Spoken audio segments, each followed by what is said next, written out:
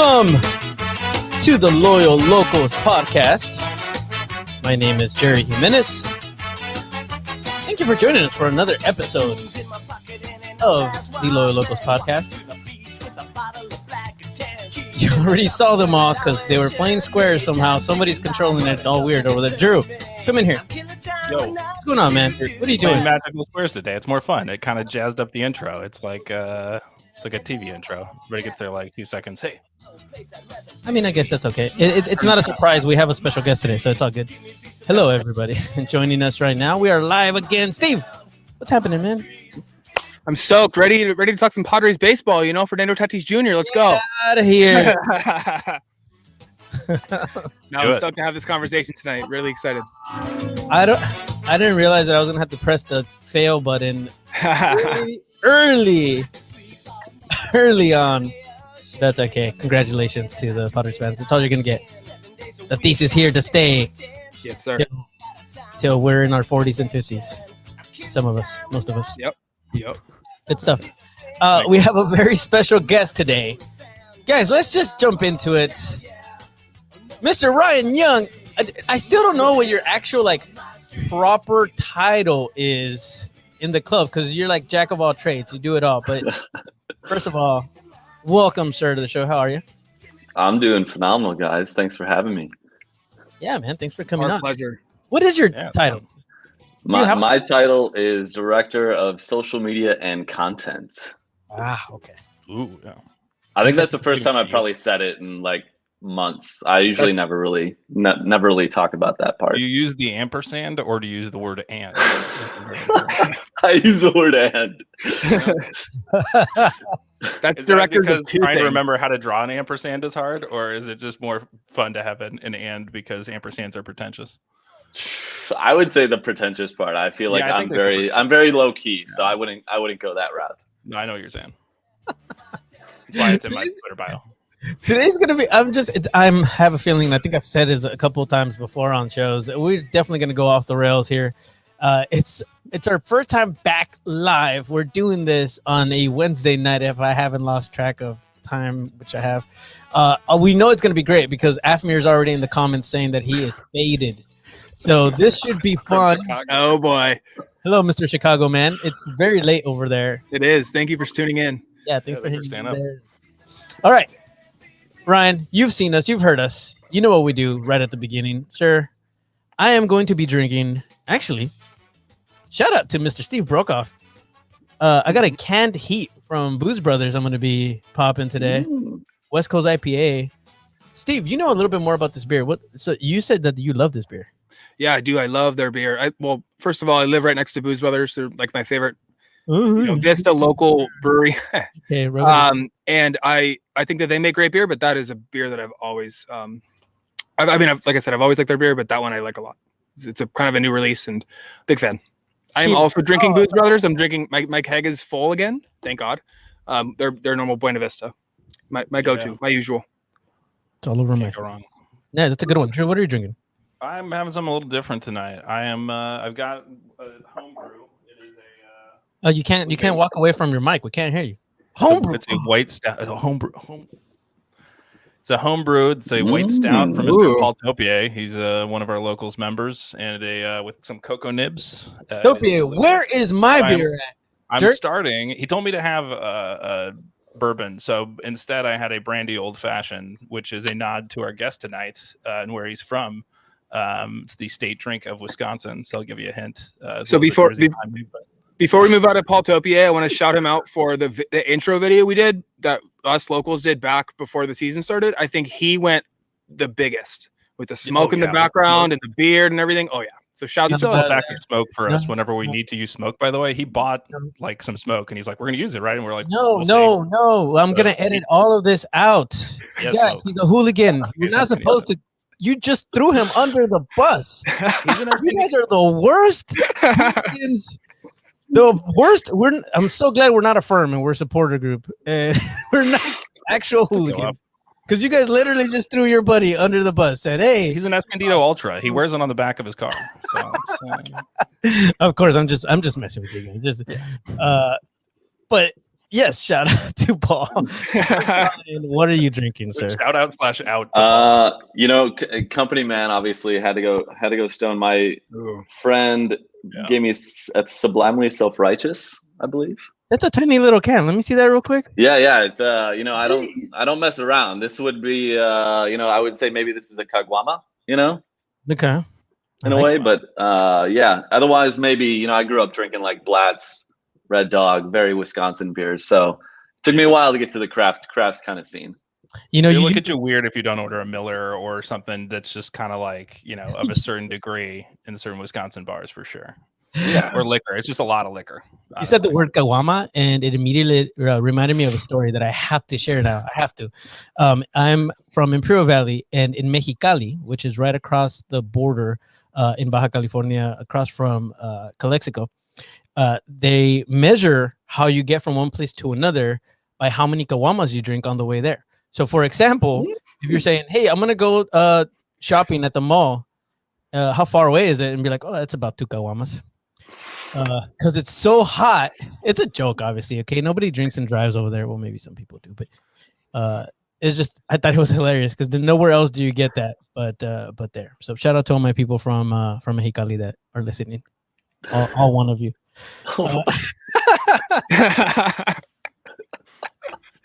Salud. Cheers. Cheers, guys. All right, I'll start it off. Please. Let's go. I told you. I said we're gonna go off the rails. I was gonna blame it on you guys, and it's gonna be me. No, here we go. We always start with this one, Ryan. Obviously, you come from a sports background, and we're gonna get into that a little bit. You have quite a story, quite a history with sports, just in general. Not necessarily soccer. So I want to know what your first contact with the sport, or what was your earliest memory with the beautiful game.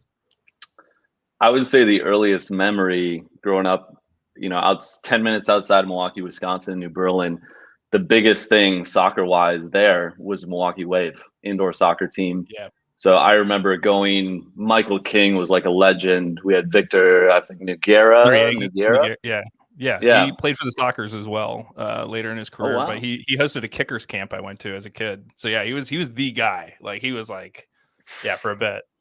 Yeah, and you know the best thing about it was like in Milwaukee, you would go to those games and there'd be 10 to 15,000 people at those games. So, you know, most of my memories with the game of soccer to begin with were just all indoor. I played indoor all the way through, I want to say 8th grade, and then funny quick story with my outdoor career that lasted all about one game.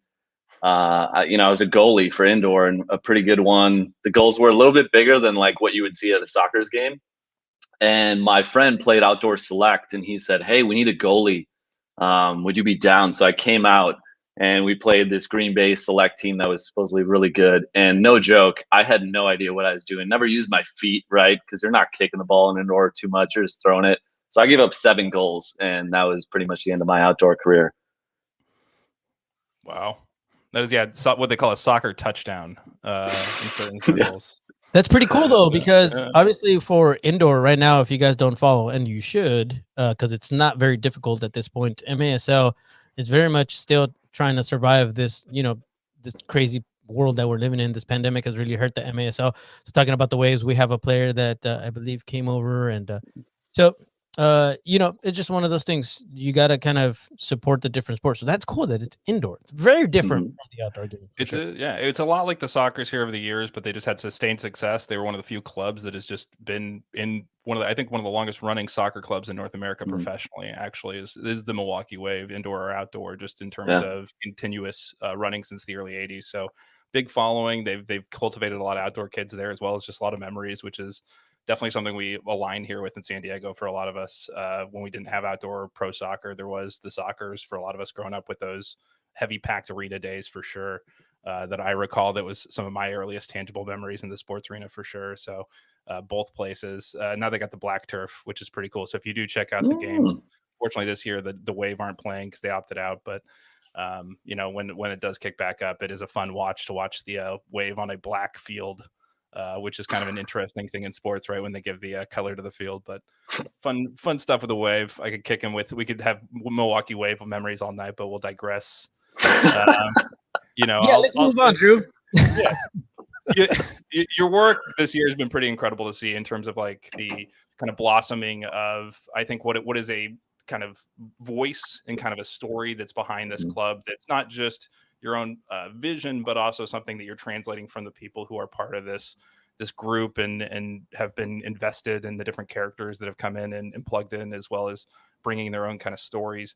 So I guess, like, what is your background growing up and your experiences outside of media and sports kind of influence what you do every day? Not just the rhetoric of like the job, right? But what did growing up, and then as well as kind of your experiences outside of sports, kind of give you in your daily work, I guess? No, that's I mean, very complex for me, because I think growing up I was always super into sports and probably could memorize all the names, but I was also, theater was a big background, and not necessarily acting, but the technical side of it. So I'd be building the sets, I'd be doing the lights, I'd be doing the sounds, and I think I found so much joy in kind of impacting it that way, and kind of being like the Oz behind the curtain, doing that sort of stuff. And all through high school I did that. Found myself too. I think the military is a big thing for me. I was going to experimental film school in Milwaukee. If you don't know what experimental film school is, it's very bizarre. It's not anything you're probably seeing on Hollywood type film, and I didn't know that. I grew up on a lot of just regular cinema, and so my first year at film school, I was going like, what the heck am I getting myself into? Which school were you going to? I was going to UW Milwaukee. Yeah, I went to UW Milwaukee. So I did that program too. So there's what they call poetic filmmaking kids, which is a very weird thing. There's Russian films that did a lot of this, but they're essentially nonsensical stories. They don't actually go anywhere. There's no plot point, but you watch for an hour and a half just some person living their life in some weird, dreary town in the middle of Eastern Europe. And that's the story. And like, you're supposed to write a paper on it. So like, you just really have a very different view and prism of kind of what film is coming through that school, that is very different than a lot of even like traditional film schools, which is cool. But it is a whole different side of film, if you're ever curious, called poetic filmmaking. It's just like really odd stuff. But I really appreciate kind of, I think some of that playing into obviously the way that you've put in some of the documentary stuff here, for sure. Yeah. Yeah, so I mean, a lot of what I found myself more interested in was the documentary style filmmaking. I've always been somebody that's just really enjoyed authentic people that aren't afraid to show their true selves, and so I think that was a big, that leaks into what I do now, and I think it's also supported by the people that I work with, Jesse Beltran, all the way up the chain. Landon Donovan obviously plays a huge impact on allowing us to do it that way. I think earning the respect there, but going back and just kind of highlighting certain key things. I worked for the school district cable access station, and that's basically just, hey, film, school board meetings. And I remember asking my boss, and this was still in the VHS days, and I said, hey, do you mind if I film high school sports? I'll bring my buddy, he'll do the commentary, and we'll make these broadcasts out of the games. So we would, I remember we were doing women's basketball, because that was the first coach that allowed us to really film, and we started doing them for one of the high schools, and in West Dallas, Wisconsin, there's two high schools, there's Central and Hale, and all of a sudden all these coaches started asking, they're like, hey, why don't you ever come out and film our games? So it's funny, we would film these games, I would go to work at like midnight, edit them all together, because obviously we didn't have the means to record anything live. And, we'd have these commercials we'd film, me and my buddy that I grew up with would film these, like we would just dress up as a band and do like lip syncing videos and like make that the commercial, just like really weird stuff. We got to get our hands on some of that. We got to find that stuff. Oh my God. We got to find it. There's a picture that I can find. I actually think it might, oh yeah. I'm not want to plug my Instagram, but I think if you see me in a wig, a red wig, and like jeans, it's with a microphone, that's an image from one of those like little commercial bits we did. But like I had a lot of free reign to do it, and that was something that I think to this day that I'm it's okay, I don't mind being embarrassed. And I think that's why I encourage a lot of things that you guys are seeing and the other fans are seeing with Loyal Socials. Like, I just encourage guys to be themselves. We Jesse Beltran and I talk a lot about like not having a script. We don't give guys the questions before we ask them, not even Landon Donovan. So it's like, we're just kind of being like, hey, we just want to capture you in the moment. And we just like asking the real questions that we feel people are going to really resonate with, but at the same time, like showcase those guys for themselves. Cause I think, especially in the athlete world or really anything, like too often we're not encouraged to just be ourselves, cause like we're not maybe comfortable with that, or we're not used to seeing ourselves on camera. And I think that's a little bit of the fun. I think that was extra kickstarted when I was in the infantry. I was part of the 101st Airborne for almost 5 years. And, that's a world where you're just seeing raw, authentic people that just don't care. They're, like unapologetic, I know that's a popular word, but that was really, really a unique experience for me. Cause I, was a suburb kid outside of Milwaukee growing up. And, so I never really met too many people, outside of my own little bubble. And I was meeting, friends from Micronesia, like people that weren't even from our country that were serving just so they could get their citizenship here. So I think, a mix of experiences for me. And then since I've been out, that would be another 100-year podcast to go over all the stops I've been at. But, like I've lived in, I think, about 10 states in the last, like 14 years. And I think each one of them, even if they were so brief, some as brief as 3-4 months, like I took something from it. I love to be a sponge. I love to connect with people as much as an introvert that I can be. It seems like I just love listening. I love just kind of, gathering information. And that way it kind of all bleeds into what we do right now with the Loyal Social. I think the one thing I think is unique is, you guys have a big influence. I say you guys as the fans, like in seeing, or like, I guess in making us focus on the things you guys want to see, whether it's the players you guys resonate with. A lot of it's just dictated that way. It's no one person kind of dictating, hey, we're going to do this. It's calculated, but also like very, very on the fly, very kind of, and it mirrors a little bit of my life. I've just kind of lived it very adventurously and just kind of on the whim. Nothing's really overwhelmed me. And I'm just like, hey, yeah, let's go do that. Yeah, that's rad. So you kind of started telling your story about going through theater, being interested in sports, filming, high school, whatever. Can you kind of tell your story from that point to now? Give a overview. It's a big question, but kind of summarize how you got from editing films through midnight to the place you're at today.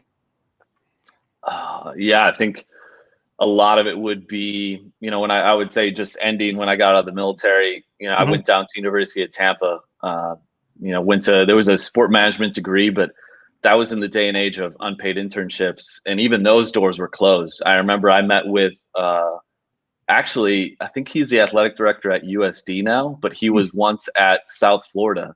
Oh, cool. And I don't think he remembers this. I actually haven't been able to talk to him, but he was probably one of the best people that was just straight up. And he goes, Ryan, I love that you're in the military. That's great. But he goes, no one's going to care about that if you want to work in sports. Like you have to work in sports. You have to get experience. And, you're told in the military, hey, that's going to look good. That's going to open up doors. And, I maybe didn't see as many doors open because of that, but that didn't hurt my feelings. And I think from there, I volunteered everything from a karate championship in Polk County and dressing up as a inflatable parrot to, then landing like signature internships. My first one was Houston Astros. I worked for their Urban Youth Academy, and it was basically going to, very predominantly African-American neighborhood to try and get those kids to embrace baseball, whether it was playing, whether it was seeing the other sides that they could work in the game. And from there, I worked in arena football. Was the first job I got that I worked in media. And my boss quit 3 weeks into the job, and our president at the time goes, hey, do you want to be our media relations coordinator? And I was like, yeah, let's do it. So it's funny. From there, it's like a lot of the relationships, and, I had media relationships that ended up kind of getting me the job to be a media relations intern at the White Sox. From there, I was talking to a media member who knew an owner as part of the minority group for then AAA Fresno Grizzlies. And I told him I was interviewing there, and he goes, I know one of the owners. I'll put in a good word. And that was like sort of, I'd never like to be the guy that name drops or play that kind of like corporate game, but I understood that to get to where I wanted to go, not only do you need to take chances, but you needed to create like really valuable relationships, because I think early in my career, I just kind of had the mentality of like, screw it. I think I, probably burned some bridges just because I was trying to operate at a level that like I only understood. And, from, I would say, like navigating here, you know, two major stops for me that helped, especially on the social media end. I was social media coordinator for New York Mets. And that was the first time I ever, like, from a day-to-day perspective, worked in social media 100%. My boss there, who's still there, Will Carafello, you know, I probably didn't realize how much he was teaching me at the time, you know, from a personality standpoint with the brand, not only to like also handle like that rabid fan base, which I think is probably the closest fan base I've seen from another sport, you know, to what soccer kind of culture is. And I think obviously working for the Los Angeles Lakers most recently before here, you know, I worked on their G League brand at first, and that was a brand nobody cared about. Like even in the building, nobody was like, I mean, clearly they're LA Lakers, so G League's not going to resonate. And, you know, two guys that I worked with there, Noah Camarena, who's still there with the Lakers, Rohan Ali, still with the Lakers. Like, it was almost like us three amigos working with our coaches and players, and we turned that into a brand that I truly feel people care about. And now, you know, it's almost like this cool, energetic side of the Lakers type brand. And that was the first time where I think I realized, like, oh, we can turn something nobody cares about and almost shouldn't care about into something that's like alive and this cool machine. And I, you know, there's been stuff in between that, but that's kind of what led me. You know, I wouldn't have the context to get this job with the Loyal if I wasn't in the basketball circle, because I was able to meet some people that had worked here and connected with them. And, you know, I was coming out here to freelance originally and then came here full time in June when we had the restart of the season. So, yeah, I see Afmir commented, and the first project I ever worked on was when he got that tattoo. And I'd never been to Mexico, and it was like, that was one of the coolest. Yeah, that was the coolest experience. Like, I think that's when I noticed that this team and this city was like, oh, this is different. This could be something that really can build into a special thing. I reached out to my family over there, and they all said that you were welcome back whenever you wanted to. So, well, that's good. That's good. you got A's on your report card, I guess. You know, we kind of skipped over, and thank you for making our jobs this is just too easy, because you're kind of taking us through your story in such a way where great. It's easy for me to take it back a little bit, which is, I think we're getting ahead a little bit of ourselves, Sergeant. But you were, and thank you for your service. You were in the military for was that 4 years? Yeah, four and a half. So Army Infantry, 101st Airborne. But yeah. Thank you for your service, sir. We appreciate it. Obviously, here in San Diego, it is something that we very much respect. And again, thank you to everybody that's listening that is in military as well. Your next beer's on me, sir. There you go, sir. Appreciate that. And you know, you mentioned going into sports and military. You were thinking, yeah, this is going to make it, you know, where some doors will be open, but it wasn't as easy. But that's such a crazy list, man. I mean, we're going through, and you're mentioning Lakers. You're talking about South Bay Lakers, right? And then you went into the Los Angeles Lakers, the main team. You were with the Broncos at one point. You were with the Sparks. You were, again, you mentioned the Mets. You were with, I believe, did you meet Jesse working with Grizzlies?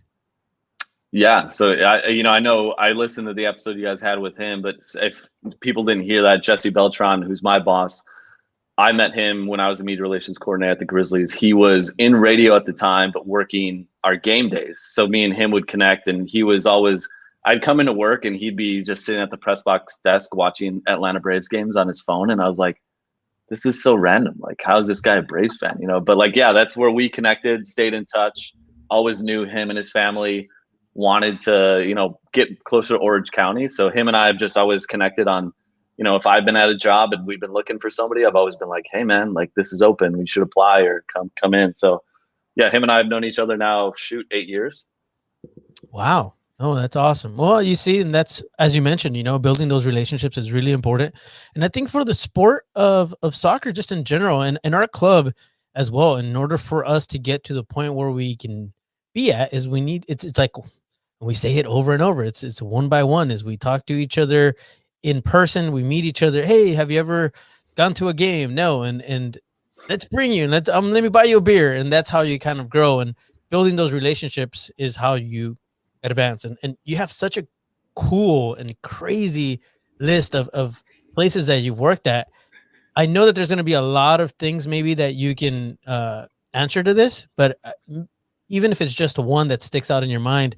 I'm very interested in finding out maybe out of one of these teams, something that you've taken that you're using now in what you're creating for San Diego Loyal, something that you learned that maybe you hadn't really noticed before in sports, and you're just like, that's really cool. And then you've brought that with you everywhere that you go. And now that you're here with San Diego Loyal, even more so. Mm-hmm.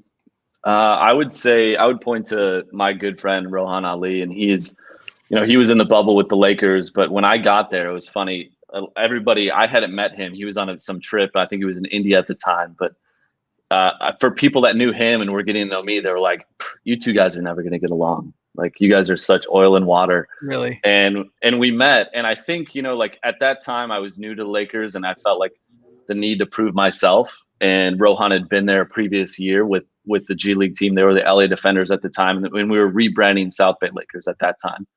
So I think in the first kind of couple months is like we were doing this whole thing of like kind of like trying to show each other up, like, hey, I can do this, he can do that. But he had a very much different background. He wasn't sports related. He worked on music videos. He worked on other films, and I started to really pay attention. And it was the first time where, as him and I got to know each other, and I credit our head coach, who's still there at the Lakers G League team, Kobe Carl. He really fosters this kind of really personal relationship with people, getting to know you. And I think that kind of bled into the relationship Rohan and I developed. And I found myself in year 2 just being like, this guy is so much like light years better than me at taking photos, taking video. And then I found myself really learning kind of like the style. So a lot of the elements that I mimic today with Loyal were things that I learned from him. And, I and Noah all have this group chat, and we still talk. So even if there's Loyal posts that I'm writing, even if it's a copywriting stuff, like I'll sometimes pop it to them to see what they think. Or, I'm working on a video for, hopefully we can announce a player tomorrow morning at 10 a.m. Ooh. And, yeah, that's a little bit of a tease. Our props hopefully to our legal team. Please, Matt Ray, allow us to announce this player. But news. Yeah, but like we're doing a little flip on the way we've announced guys, because I know we've had like static graphics, we've had some selfie videos, and like that's been a big goal of mine, and something I started doing at the South Bay Lakers is like, hey, these are guys, right, that you typically wouldn't care about unless you're like a deep soccer fan that's like knowing the career paths of some of these guys. But I think this is the cool part is like, if we can make that connection, if I can show you in like, right when we announced Nicky Jackson, if you can see a photo of him, if you can see his highlights, and then you can hear his voice all in the same day, like that's the type of stuff that I think resonates best. So we're flipping the script on this, and I was able to record a voiceover and film with this player. He's a San Diegan. So we were downtown filming, and it was cool shots. So we've had a mix of like soccer stuff and then showing kind of the city and bringing it together. But he has like this 1 minute and 40-second voiceover that I cut together, and it kind of narrates these visuals. But like that to me is something that I learned from my stop at the Lakers, and I wouldn't have that skill set. Like I look back at even stuff I've done for Loyal when I was first here, and seeing the growth. And I think that's the cool thing is, when I was at the Lakers, we had a good core group of people. Ty Noel, I always say his last name wrong, and I feel terrible because he's my good friend, but he's at the Chargers now. He's one of the photographers, but he just always fostered this, like, hey, everybody contributes. He's at the what now? He's at I didn't hear anything. Sorry, Los Angeles Chargers. Sorry, I know. Oh, okay. Still didn't hear anything, but keep going. Yeah. But like I think that's the cool part is like that was the first time I'd ever been in a social media group where everybody was like kind of like challenge each other to get better, but also like in such a great manner. Like I think a lot of times, we see this with a lot of our jobs, but like sometimes we're not supporting each other. Sometimes it's like, hey, look at me. And that was the first time where I was like, wow, everybody's here for the team, and that's the way I have always felt. And I think that's something that I wanted to bring here to Loyal is like, hey, this team is, and knowing what the city's been through, and I know about 1/100th of what you guys have all gone through as San Diego sports fans. But I think being sensitive to that, and also being like, hey, this needs to be a team that if we make content, it needs to really resonate. Like if you don't watch something and it doesn't like give you goosebumps, like then we need to go back to the drawing board and figure out something. Because if we're not kind of creating that emotional attachment to what we're doing, like to me, we're not going to get to where we want to be with this team, with this fan base. Yeah. And yeah, without having that Lakers experience, without having my friend Rohan, Noah, Ty, Josh, there's plenty of names to list. Like That's awesome. I probably wouldn't be where I am today. It's Hollywood, man. You're looking at Los Angeles, but I really quickly wanted to say, I said dang it for those of you that were like, why is he saying dang it? The moment you said San Diego, because I was hoping that you were going to say he's from Argentina, because I do have some clips set up and like I pretty much already edited some footage of Messi and with like, but with the Loyal jersey, but I guess that's not him. But that's Keep going, Jerry. I love that. I love how that's taken off, though. Like, I love all the Messi chatter. I'm about it. It's just gonna increase. Thanks for the as he's gonna move. Beautiful graphics, by the way, Ryan. Sorry. And then we keep giving Ricardo crap because he's like, I want Neymar. Okay. Yeah. Hey, anytime you can get that reaction out of Ricardo, though, I'm all for. I know. I like breaking the corporate Ricardo mold. That's 100%. My favorite thing. Yeah, getting the eye roll for sure. Well, and most often our calls with him are after working hours, right? So we get to break that a lot. We get after hours Ricardo a lot, which is great. Like, we just try and get the steam to pop out, and then it just flows out, and then you can kind of let it all out. Yeah. So you talk Lakers a lot, and so I'm really interested in how you kind of see your role, and especially this past season, going from like the biggest basketball team in the world, right? Social media producer for the biggest basketball team in the world to a USL championship club. And not to diminish, who we are and what we're about. I think what's really important with USL is to be realistic with who you are. That's, we are who we are, and we should embrace that and love who we are. So how do you view going from at Lakers to at San Diego Loyal to, especially through a pandemic season where you couldn't even have fans in the stands, Yeah, it was, I guess so I'll just tell you what the HR person at the Lakers told me. She said, I'm the only person to quit in the organization twice. Wow. But, it's no hard feelings. I love my time there, but there was a lot of turnover with the core group that we were at. So when I was first introduced to this team, it was more like, this is my wheelhouse. My most fun before that was working for the Fresno Grizzlies. And, I think you have a lot more creative freedom, less red tape to go through, and not too much convincing. I think you always have to, I guess, earn the respect of who you're around. But I know at this level, the player access is easier, because they're not used to somebody actually being with the team. And, we would see that with other USL teams. Corey Herzog, one of our new signings, he was like, we'd be in Reno, watching the stuff that Loyal is doing and be like, why aren't they doing that with us? And, that to me is that's a big compliment, because that's something that resonates and shows hey, if the players are about it, that's to me the number one good sign, because they're going to share it. And then, the fans want to see the players. They don't want to see, a host doing a stand-up. It's they'd rather see the player voice. And I think, I've never looked at, I will agree with you, because Warren Smith, our president, will always yell at me for calling us minor league soccer. But in a way, I love that. I embrace it, because, I think we all look back to March 7th, and I know we're very delicate on how we use that, because we don't want to burn that, since that was the only footage we have of fans in the stands. Yep. But you look at that, that's not a minor league soccer team. The energy that has been created already, I think, is what makes this a really just kind of unique opportunity. And, Landon, if this club is not too small time for Landon Donovan, then it shouldn't be too small time for anybody. This guy could be involved with whatever he wants. And, seeing on a daily basis how much he cares. I think seeing, we talk about this a lot too with this weekend when I was with Elijah Martin back in Fresno, and, we were sort of saying I think sometimes people see second division soccer as weekend warriors, that these guys aren't putting in the time. And that's sort of the recipe that I love showing, is these guys are grinding every day. They care about winning, but if you don't show that, then as a fan, it's hard to get invested in wins and losses, as much, because you're just okay, if I care too much, but I don't see them care, like then I'm not going to care as much. And I think those are all little things about working for this team that I really love. And I think, talking about the pandemic, there's so much footage that I wish we could have showed. The win in Phoenix 3-2, we had all this like unreal celebration in the locker room.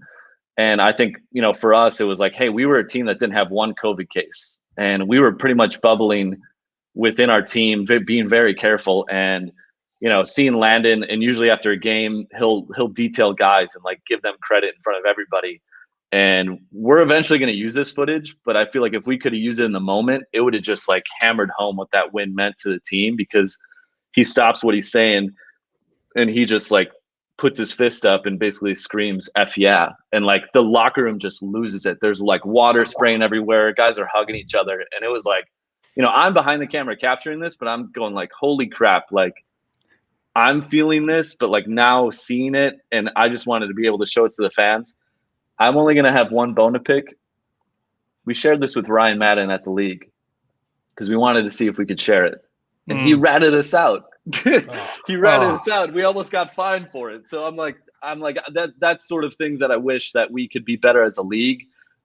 Is like kind of being able to cross-check, especially in this COVID, because there is so much stuff that we have to be careful with. So much stuff we had to shoot a certain way with photos because you couldn't show too many guys, in the same shot. So I understand. Like we understand all of it. And I think it's a fun creative challenge, but you're right. I think that's hard, especially for inaugural club. It's like, you need to show those moments, and some of those we couldn't. So you had to find other ways to resonate. Yeah. USL. Wow. Yeah. Wow. Yeah. Come on. But you have to see, like, there is, and you just don't want to be the story of the week, right? That's really the issue right now, is there's people are so not, you can't go out anymore. You can't do much the way you used to. So there's just not this repetitiveness to your daily life to where any story can just flare up really fast. And so it is hard for these leagues and for these entities to kind of look at their content and say, what can we release that it looks good, and what can we not release just because it's people living their lives? But nobody wants to be picked over. Hey, you didn't have your mask here and you did there, and it's, and obviously you tested and you were safe and you're fine, but it's tough because it's just optics sometimes, and that's part of the game, especially when you're trying to grow a club and get people interested. But in that vein, there is some moments too that you help provide us with in terms of pictures that were not as joyous, but were at least a couple moments you were able to show us that you were rolling, and it was the worst of times, or maybe after some of those mid-year losses that were just, or draws that just didn't feel great. What helps you keep rolling during those moments? I mean, it's just a really hard conviction, I think, that you have to know, I'm doing this for a posterity that makes sense, and kind of go through that psychology, I guess, a little bit, because it's hard to explain to some people, like, hey, I should film this, like, right? Like, your first reaction isn't when somebody's sad, is like, hey, I should put a camera on them, right? But like, it's important to document some of those moments, right? And those feelings, to show the difference, right, between the two levels of the joy and the amazing level you can get to there, but then also the despair you can feel a little bit as well, and why sports gives us, I guess, that beautiful dichotomy. But why can you stay on a person? I guess I don't have that gut strength, I think, as a not great cameraman myself. Yeah. So I'm asking you. No. Yeah. To be honest, those are not enjoyable visuals to capture, to be honest. Like, I remember after the team walked off and Colin was sitting, in the locker room, sitting on the seat with his head in his hand. And I don't want to take that photo. It doesn't feel good knowing what he's going through, but I know, right, my part of my job is to capture that and convey it, because I think we need to see the impact. And Jesse Beltran and I talk about this all the time. It's like, if we didn't have the access we did, if we didn't have these days at training, because we're pretty much at every training session and we're living this journey with them. And I always tell him, like, we need to show people this journey, whether it's good or bad. So when we weren't scoring goals, for that month period, I think we scored one goal. Like, we need, like, and there were some losses, and I remember there was the Reno game, and I think Colin's sitting on the ground, and your tifo's in the background, and it's like, we need to show the weight of it. I think Irvin Parra, who's on the team last year, had the knee injury, and he's playing with this swollen, bulgy knee, and it's like, I remember a photo I took of him just with his head in his hand after a loss, or after the Galaxy game. where we tied, and I have Charlie Adams with his just like hands through his hair, and it's like I think the thing is, you know, I've been with a lot of teams where when a team loses, you just put out the final graphic and then you don't tweet again till the next day at noon when the lineup goes out, or you know, you wait a whole day. And I've always been like, screw that. Like, you know, part of the joy of like sports and what we all go through is like, yeah, the range of emotions. So, you know, I probably even look back and I say I could have probably put out more of that because we had more stuff that I think, you know, I go through my head, and, you know, I always try to involve other people in it because I never want to feel in control of what goes out or whatever. So sometimes I'll just send it to Jesse and I'll be like, hey, I have this. What do you think? And he's like, dude, get that out. Like, go for it. You know, and I think, you know, it's funny. Like Colin Martin once told me, he goes, I feel like you only take pictures of me when I'm sitting on the ground and I'm sad, you know, like, because the Orange County game where, you know, where the handball wasn't called and, you know, we tied 0-0.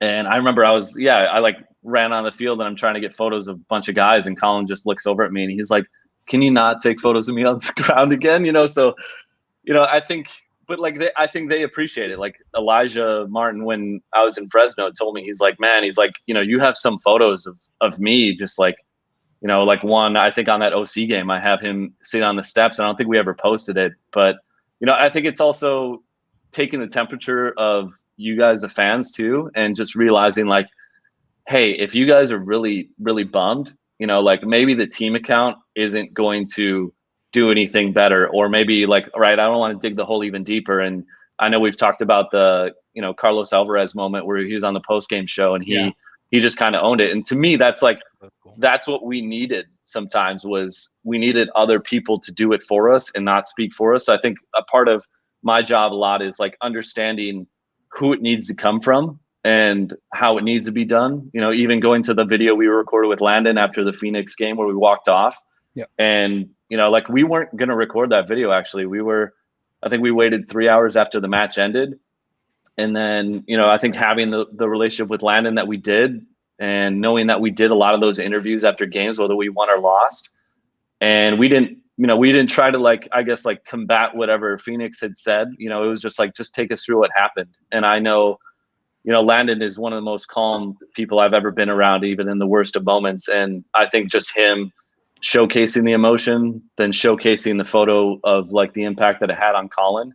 And right, it's not like we're not doing a lot of PR to that stuff. We're not trying to think of the perfect words. We're just like, we're getting it out there and we're just letting it be what it is and kind of letting the people, you know, kind of take it from there. And I think that's part of what social is sometimes. It's like, hey, record it, but get out of the way. Like, let people just see it and let them interpret it. Like, don't try to like twist the arm to like get them to think a certain way. Yeah, and I think that's really important. Like you mentioned a couple of times, and you said it's an easy word to say, and it's so popular now. But authenticity, like, you know, I don't feel like what's coming from the club social or the videos that you guys do or the interviews are filtered. Like, I don't feel like you guys are like sitting there editing and being like, oh, well, this wasn't a good answer, and not, you know, we shouldn't put that out there. Like, you're just giving us what the players and what the coaches are saying and what's happening in training. Like, that all matters. You know, I feel like I get to know these people better, especially through this year where we're all just staring at screens, right? The dream before last year was to be in the stadium and to maybe shake some hands and get to know these guys a little bit better. But that obviously couldn't happen. So now what we're left doing is, you know, we're staring at our phones, we're staring at our computer screens, we're staring at televisions. But I think you guys have done such a good job of like letting us in a very, you know, a unique way that I didn't know was possible, you know, through like social media. You know, I feel like when Carlos looked at us and said, you know, hey, I'm sorry, like that meant something to me. And when Landon did that interview, that meant something to me. And when you're training and you film Elijah dancing, like that means something, you know, like it means he's having fun, like even through this horrible time that we're all experiencing, like he gets it, you know? So I just total, you know, big commend you guys for the work you're doing and kind of the approach you've had. Cause I really, really think it's connected with me. And I think with a lot of fans, it's really grown the fan base. No, I appreciate that. And I think the only thing that we can say is like, you know, I think what we try to do too is we experiment. You know, like sometimes I think for me being around a soccer team a whole year was a learning experience. So I'm, you know, half the time at training, sometimes I'm just watching because I go like, hey, like what's the story here? What can we showcase to the fans that like resonates right, what the guys are actually going through. And I think I look back now and I see like, man, there's a lot more opportunities for us to do even more, and it doesn't need to be this awesome cinematic thing. Like I would love that, right? Like we need to have those moments where it feels larger than life, but we also just need to have more of those moments where we just bring you guys in and showcase I guess more of the guys personalities, and maybe just the select few that I look back and where I was like, okay, we leaned into these guys, but like I'd rather showcase everybody, no matter if they're right, like camera shy or not. Totally. I was gonna say kind of selfishly before I forget, any audios, like good snippets that you have, in 3, 4, 5 seconds, send them. Perfect. CC, Jerry, yeah. a minute. Yeah. You know what? I will do that now as I edit. I'll just like, if I have a good clip, I'll just be like, hey, Jerry, boom, right here. Hell yeah. There we go. Soccer players. You just have to make more soccer content.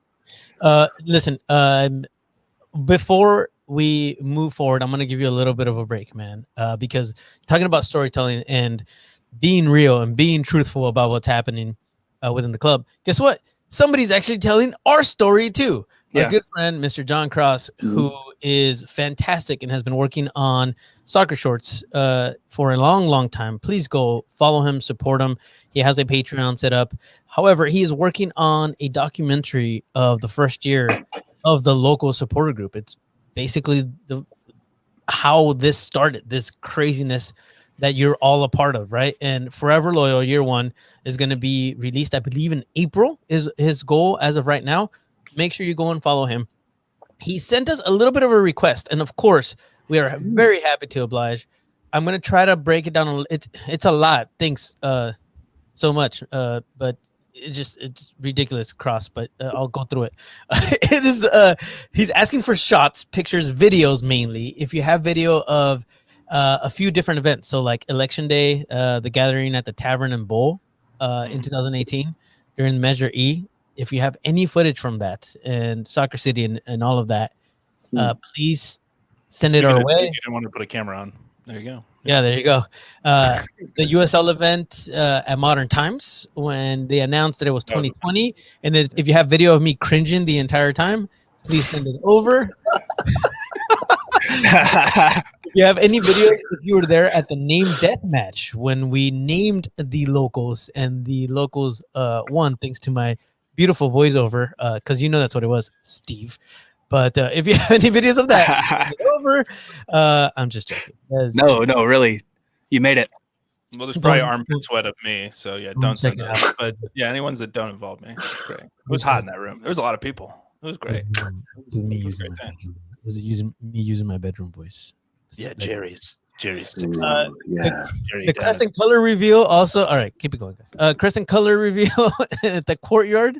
If you have footage of that, please send it over. There's a lot of specifics. I'm not going to break those down, but it's like literally just send everything over, and whatever he can use, he will use. So please, help build this. Anything there was like lots of soccer people in the last 2 years. This is kind of the general ad. The scrimmage at the FC Dallas, I said Elite Training Center in Chula Vista against FC Dallas, where we won 1-0, by the way. So if you are a member, we will email this out via newsletter. So then you can reply. You can reply to the email and with anything, or text us, hit us on Instagram or Twitter, anything like that. We want to make sure we get John as much access as possible to the footage that he desires, because what he is doing is incredible. He's doing a ton of work. If you do not support him on Patreon and you desire to, please look him up on Patreon, because he is putting a lot of hours into this, and we could not thank him enough. So Ryan knows most of it goes into the editing, right? It's No, I give props to him. I've seen a little bit of the clips that you guys shared. I'm really pumped, because I think some of this too is pre me coming here. So I think I'm kind of looking forward to seeing kind of the context to a lot of stuff. Yeah, the prequels. This is the good stuff. There's no lava, there's no lightsabers, but it's a pretty good prequel. There's no Jar Jar Binks either, although maybe people think I'm the Jar Jar Binks. Misa want to move on to the next section, but John is really put that on there. Put that on the screen. He just sent the email to send it to. Yes. Put that on. John at bigpinedigital.com. That's where you want to send whatever footage that you have. Mr. Soccer Shorts himself. He's asking for a lot of shots, mainly close-ups of me. So if you have pictures of me, John, me talking, John already has at least scratching 5 my head. sit-down interviews with Jerry, It's- so he needs more footage. he doesn't have 5. He has like 4. No, maybe he You doesn't. got to cut around. He's trying to build a digital model of your face, so that way, if we lose you, we can reconstruct you. Just in case. I'm saying things. I don't know. Nobody cares about me. I'm just saying we need to keep you alive just in case. You'll never lose. Marvel This clause. is when we do Drew trademark. Yeah. Yeah, Drew Trademark. trademark. But no, any footage generally of soccer gatherings the last 2 years is really kind of the big ass. But there's a few special events that would be great that we can get some stuff from. March 7th as well as another date that's just kind of, anything we can get that builds more context from your point of view would be awesome, just so that we can kind of all tell the story together. And John is doing an incredible job. It's just every time he puts out an update, a Patreon update, just to kind of selfishly plug there too for him. I smile. I kind of take a minute out of my day, whatever I'm doing, I pause and I just check it out and see what he's working on or what he put out, because it's always fun to see my friends and just see a lot of you guys, just the passion that we've had in person kind of manifest on screen, which is pretty cool. Yeah. And to move it forward and bring it right back to Mr. Young here. One of the things from the moment I met you, and one of the conversations we continue to have is storytelling, right? How important in what you do, and honestly, what we do as well as supporters, it is to really make people understand that this is something that we can't do alone. We need everybody, and we're telling each other's story. We're telling a story here. We're creating a story. At the end of the day, this could probably be a book. If you go back to the Soccer City days, and if this eventually gets in, I knock on wood, if we eventually make it into the big leagues, into MLS, which I don't know if anybody was even thinking about that. I'm sure nobody cares. But, if you eventually get it to that point, this is such a cool story already in season 1, man. Yeah. So, first of all, congratulations, because you picked a hell of a team to be telling stories. And number 2, what's your approach to that? Because obviously we've had conversations, but I want people to hear it from you. It's how important is that, and how does that differentiate what any other sport is really doing right now? There's a couple of clubs that might be doing it, and a couple of teams that are doing it, but how do you, Ryan Young, approach that aspect of it, storytelling? Yeah, I think, I go back to when I was talking about coming here full time with Pete Thurston, who's our CCO, and formulating this job. And I think when it started, it was going to be creative director. And I just kind of was like, that sounds great. That's like a phenomenal job. But I think the things with teams like this is you just need kind of like, for lack of better terms, like a grunt on the ground, just documenting everything.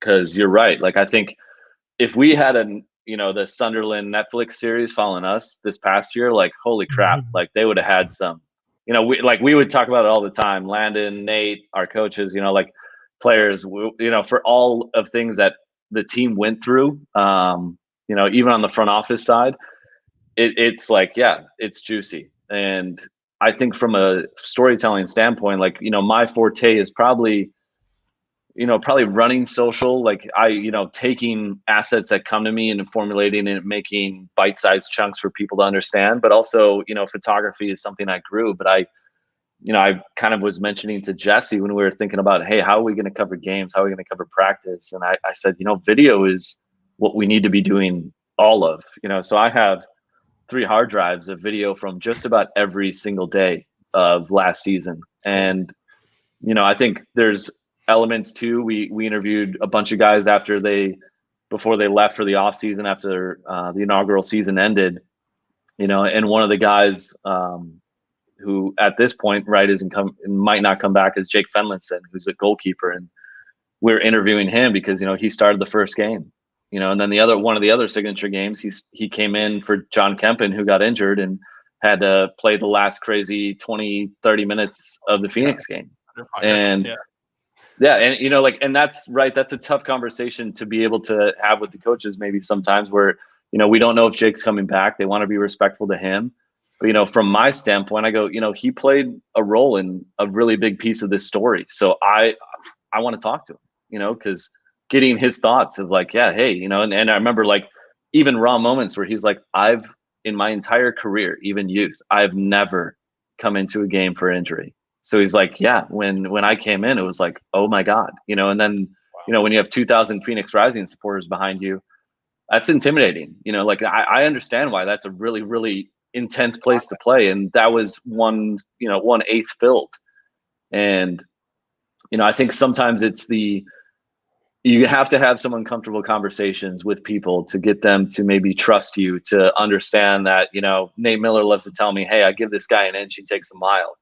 And I try to be respectful. I think I've really learned when to take a step out of a room when it comes to the team, but also when to, hey, if I'm taking a photo, hey, this, this moment needs video.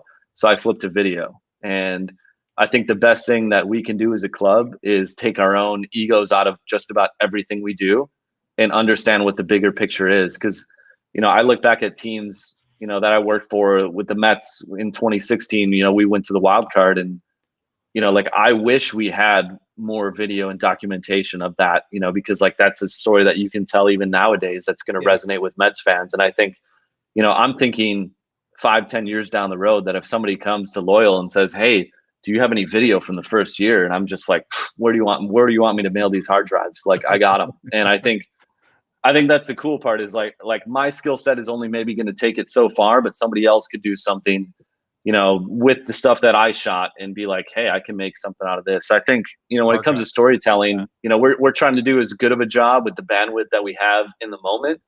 But then, during the off season, I know schedule release, hopefully we get a schedule in about 2 weeks. But part of the schedule release stuff that we're thinking is, we want to take, well, I can't say that because then we'd ruin the surprise.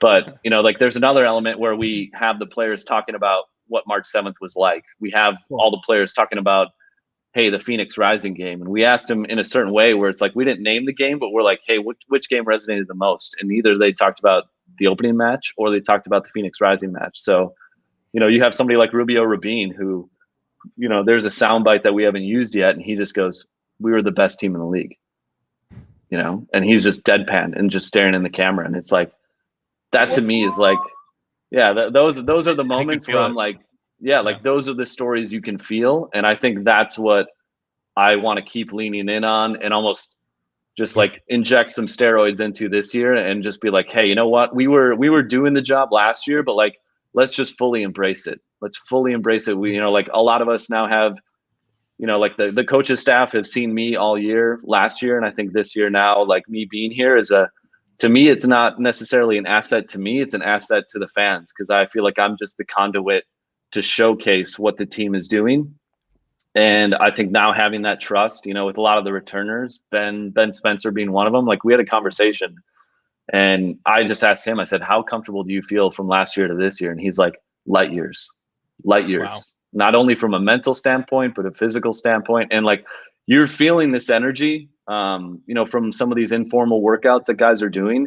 And I'm able to talk to them. And I'm just like, I haven't been around this type of feeling before with teams, and I think, we saw a lot of special stuff in year one, and year two is going to be like, I know the expectations are high, right? This is a championship level, like aspiration team. But I think from a story standpoint, I think everybody's kind of embraced it. Like, yeah, let's show everything. Totally. Dude, one of the, like, I have to mention we have to see it from Spencer. But anyways, with all the footage that you were talking about, right? Just a little, I mean, just hear me out here. Hear me out real quick. Let me see if I can play it here real quick. From the brilliant mind of Ryan Young and San Diego Loco. Dude, you can totally do a Netflix original on just this club. Oh, we definitely, I mean, our owner, Andrew, I think, Pete, I think is kind of trumpeting that kind of too, the energy to try and get that. I know they've spoken to people. A local company that we worked with last year, Paradigm, I know was in talks where they could film too. Love those guys. Yeah, they're phenomenal. But I think I don't see why not, especially knowing what this club obviously is resonating now globally. You know, like I think that's the one thing that we're all dealing with now is, you know, we doubled our follower count on a lot of platforms overnight. So we have a lot of fans that really don't know anything else other than what that night was about. And I think that's right now that kind of the feeling that we're trying to figure out is like, how do you satisfy San Diegans, which are the most important, but also now these global eyes of people that are now tuned into this team because they go like, wow, sports teams actually like standing up for stuff like this. So I think that's the storyline in year 2 that I think we're going to have to constantly experiment with, because, you know, some of those people tend to just unfollow you when they're like, okay, you're now posting all this stuff, like, okay, we're out of here. Yeah. It's kind of a different story to kind of talk with in terms of who you're bringing in and what you're trying to essentially say as a story, right? It's what are we building towards? What's the kind of roles in the story that are kind of different based on this year versus last year for sure. And I think, as you said with Ben, like the players are almost more used to it now, and it is tough with I watched it with one of my clubs, Tottenham, with the Amazon documentary, and they said they just had cameras everywhere, and there's so much footage they'll never show because they know at discretion, right, you're only seeing literally a tip of the iceberg. Really, there's always so much footage you can't, and that's true with any. I'm sure with John, even with our documentary, any of my interviews, right, are part of that footage you can't show. But you should just do a whole film on Nate Miller is what it sounds like, because he loves yeah, that. that's what I'm saying. Nate loves the cameras. Not really, but you know. Yeah, again, with the players, Tom's asking here, with the players, and then also the coaching staff, I'd say as well. How open are they, I guess, versus other teams you work for? You mentioned Kobe, who I actually watched play in high school, weirdly enough, Oh wow, as well. So, like, I watched him play at Homestead, which is funny. But like I literally remember being in the field house watching him play. But somehow Drew is connected to everybody. It's so yeah, it's like 6 years there. Yeah. But no, it's how different is it here versus elsewhere? I know at Landon's, he knows cameras. He's been around it a little more. I think he understands kind of the context, and he can see, you know, how film is a great communicator to people. So I guess, how is it different here versus elsewhere? And also with somebody like Andrew, who's young, I think maybe giving more access to say, hey, I see the vision and I'm open to it, versus elsewhere, or maybe not, in different ways, as you said with the league too. No, I would say the only similarity to another team I've worked for would be South Bay Lakers. You know, from an access standpoint, because Kobe would let me come to every practice, but I think it was still a feel out process for me, because, you know, like, you have to realize, and I say this all the time, like, I have to check my energy when I come to practice, because you need to be a fly on the wall. There's so many things happening. There's so many different energy levels going that, like, I don't want to be the guy where, like, I'm talking to a player on the side. It's like, no, like, I'm almost like a mute. But you know, like, as you're around more, like, guys would just warm up to you. And, you know, Landon actually would always, like, he'd come up to me, and this was maybe halfway through the season. He goes, Ryan, he goes, did you do this at other teams? You know, and I'm just like, you know, like, some stuff, yes.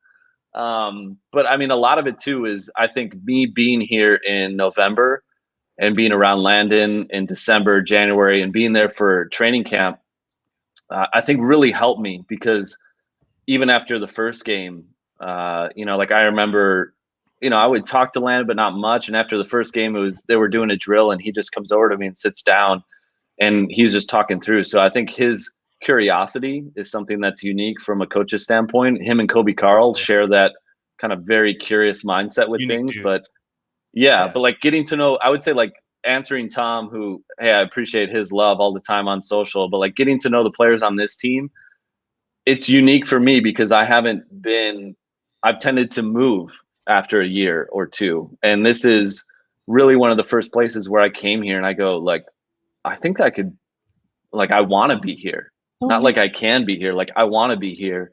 And now I'm starting to see where that fruit, you know, like, kind of like actually bears, like going to Fresno to be with Elijah Martin for a weekend. Like, the stuff we captured in those 2 days, like, I can't wait to share that. We'll probably get it out, I would say, mid-March, late March, but Like that doesn't happen unless I'm around Elijah. Doesn't happen if I probably actually didn't like know him relatively a little bit from like the PDL time when he would come to play for Fuego, when he would parachute in from Galaxy.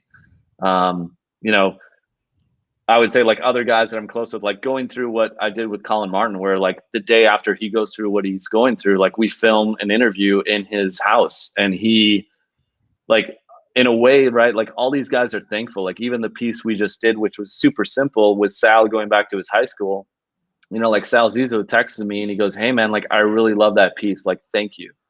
And I think like I don't let any of that become an ego thing, because I think right when it comes to social, like you're only as good as your last thing, and you have to continually prove yourself. I talked to our team admin actually the other day, Lizzie Rivas, and I was like, isn't it funny that no matter like what we did, like it doesn't matter. Like we have to prove ourselves all over again this year, because you know one little thing loses the trust of players, of coaches, and I never want to do that. So I think, you know, there's a lot of conversations Nate Miller and I will have, you know, where we might not necessarily like we get along really great, but like there's some things that he might be like, I don't know if we should show this, or I don't know if I want you filming this, and it's like a lot of it too is just like watch. Is it throw-in practice? Is it just like throw-in practice?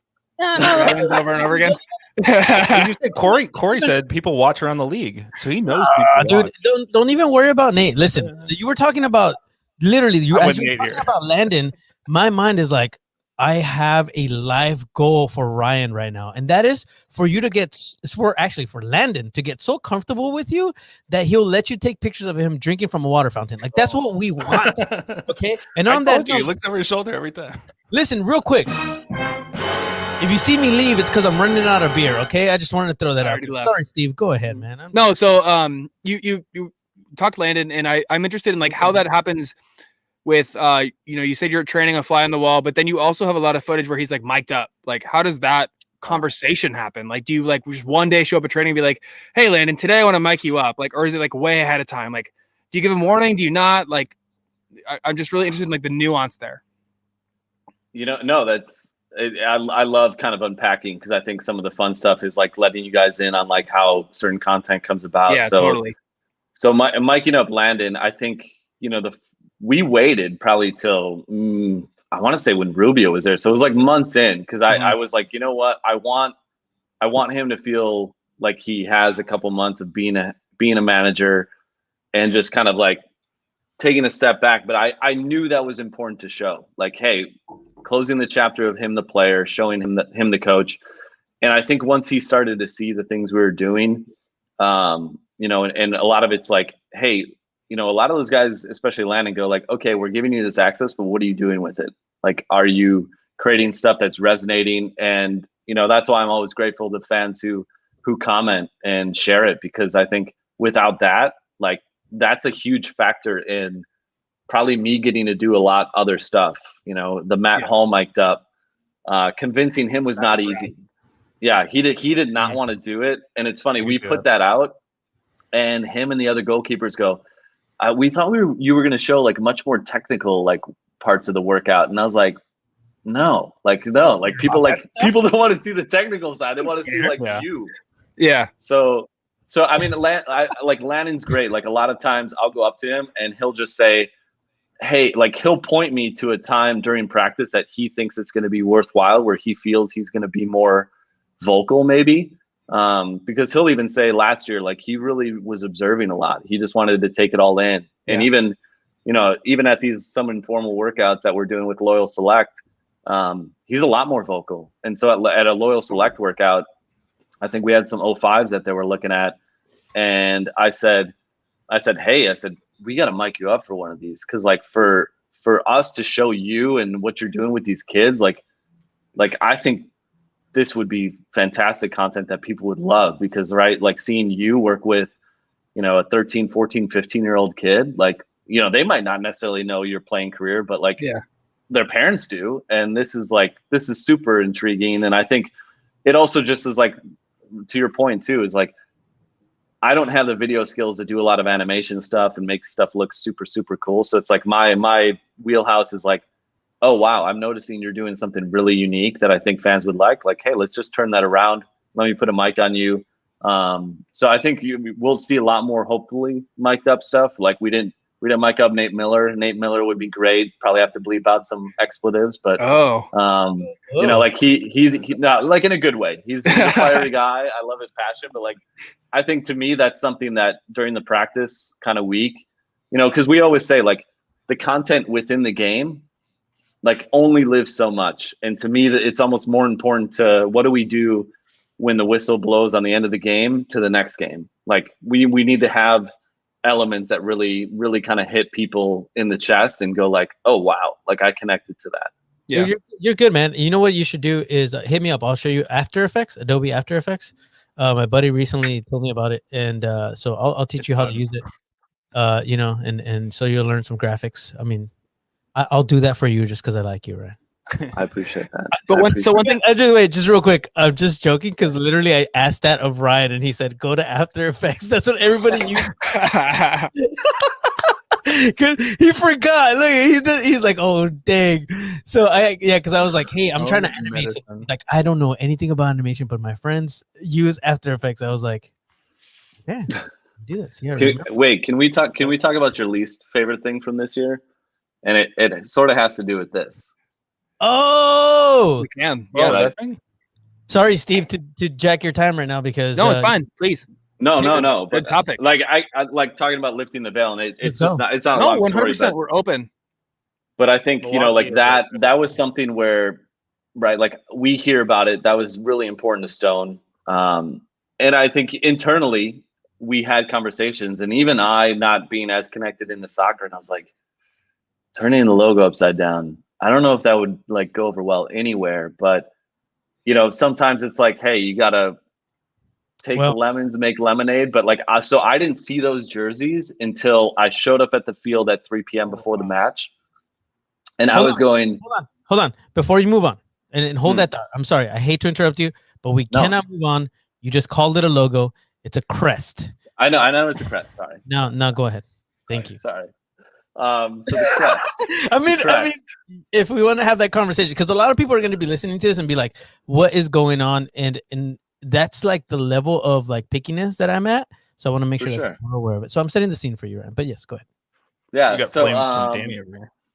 Yeah. Oh, yeah. Our boy Danny, who's coming in. But so I get to the field, and this is the first time I've seen the actual kits, and I'm like, oh, great. Like, how do we're going to have to do something with this, because in this day and age, you just can't call attention to it and then just let it show up on broadcast, because people are going to be like, what the heck, you know? So the idea would have been, if we had fans in the stands, to make it kind of like lean into the whole minor league kind of vibe of theme nights and make it like a Stranger Things upside down. But since we couldn't do that, you know, you just kind of had to make do with what it was. But that was like, that to me are the good conversations that I feel like, right, we had a conversation about that.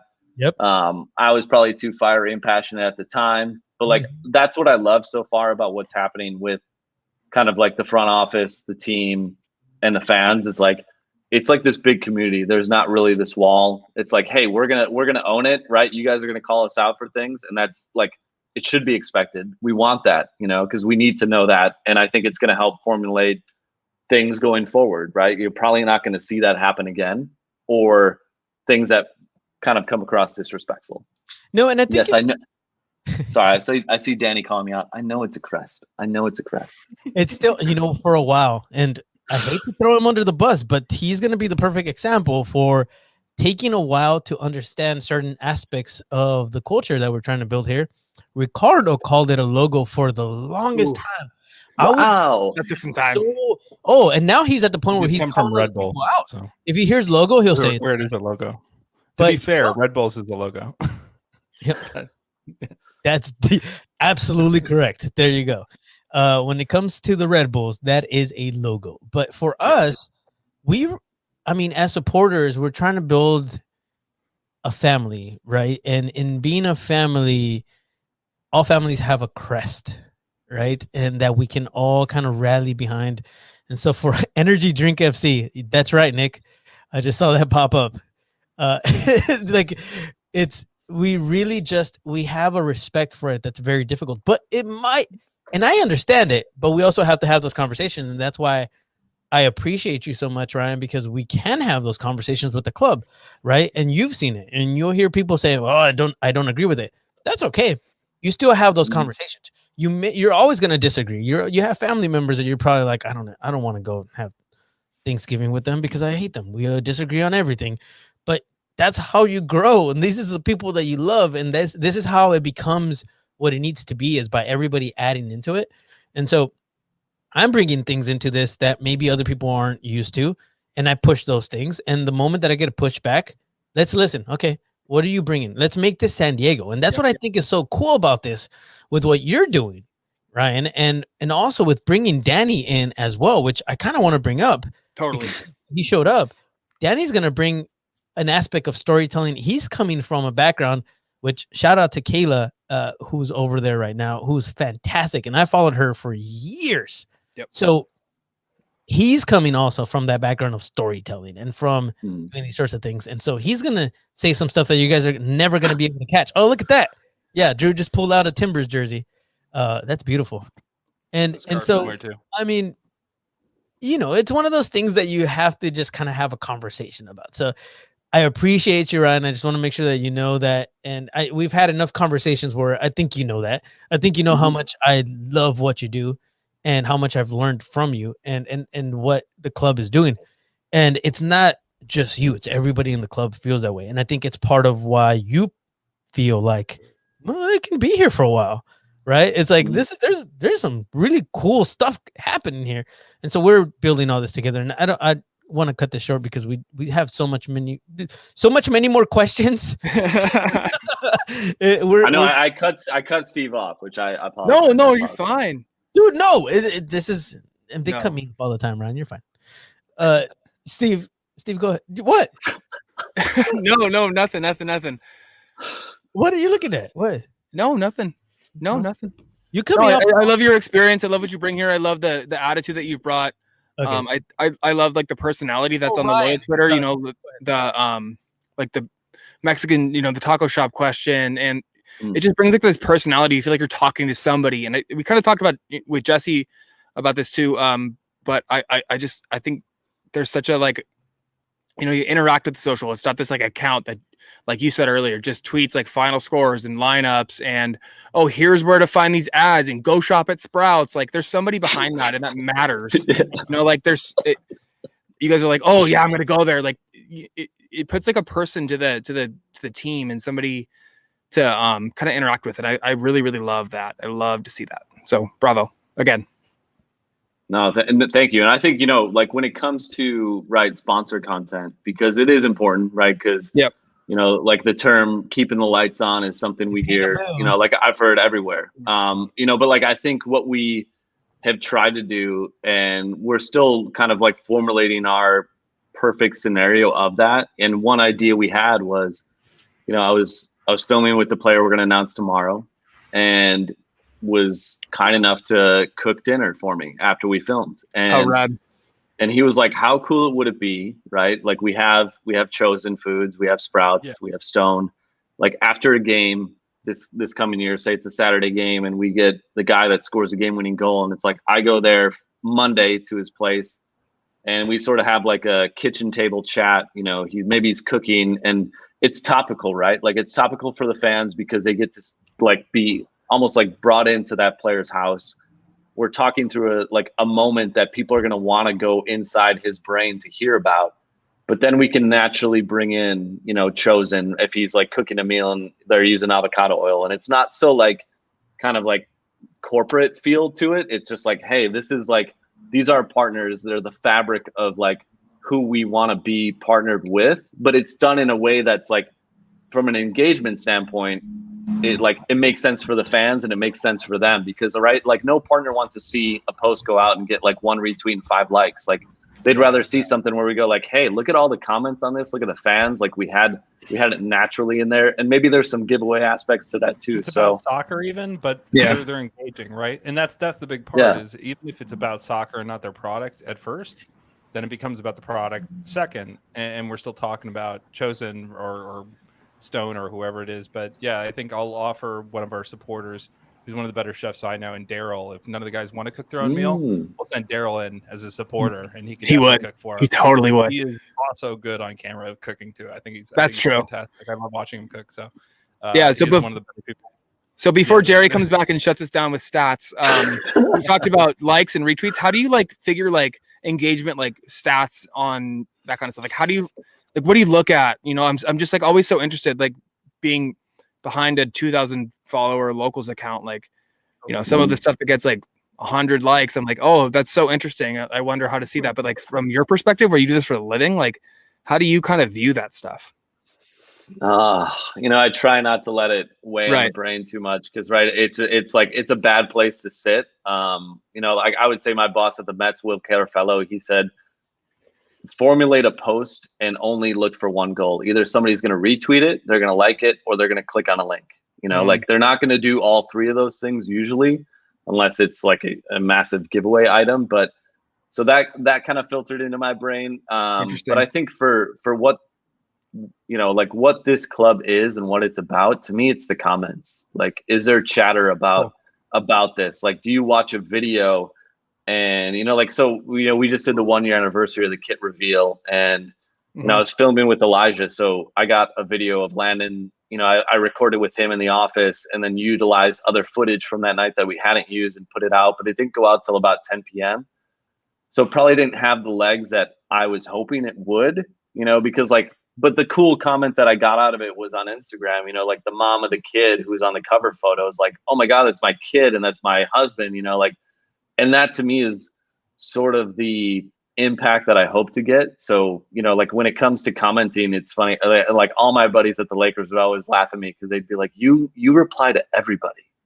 And I'm like, yeah. I was like, because I know what it feels like to speak to an account. And, you know, I'm going to throw shade to my hometown Milwaukee Brewers. Like, they just like blow my mind because they should be a team that interacts with everybody in that community, knowing the impact it would have on people, and they don't. And their social just kind of like in April in freezing temperatures to get tickets for this team.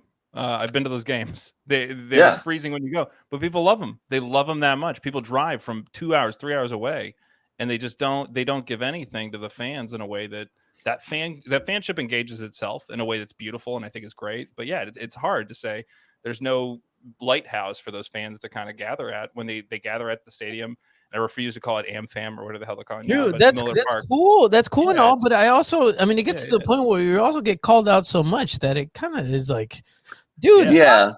I mean, stop calling me out, Ryan. I mean, I don't know who else is, but you guys. No, it's probably me, to be honest. I like it because you have to be a little bit of a fire starter, especially at this way. I think the only thing to keep in mind is like, you always want to be David. You don't want to be Goliath. And that's something, you know, a former boss once told me because, you know, I remember tweeting out when we were the Mets, we were in first place and the Braves tweeted something at us.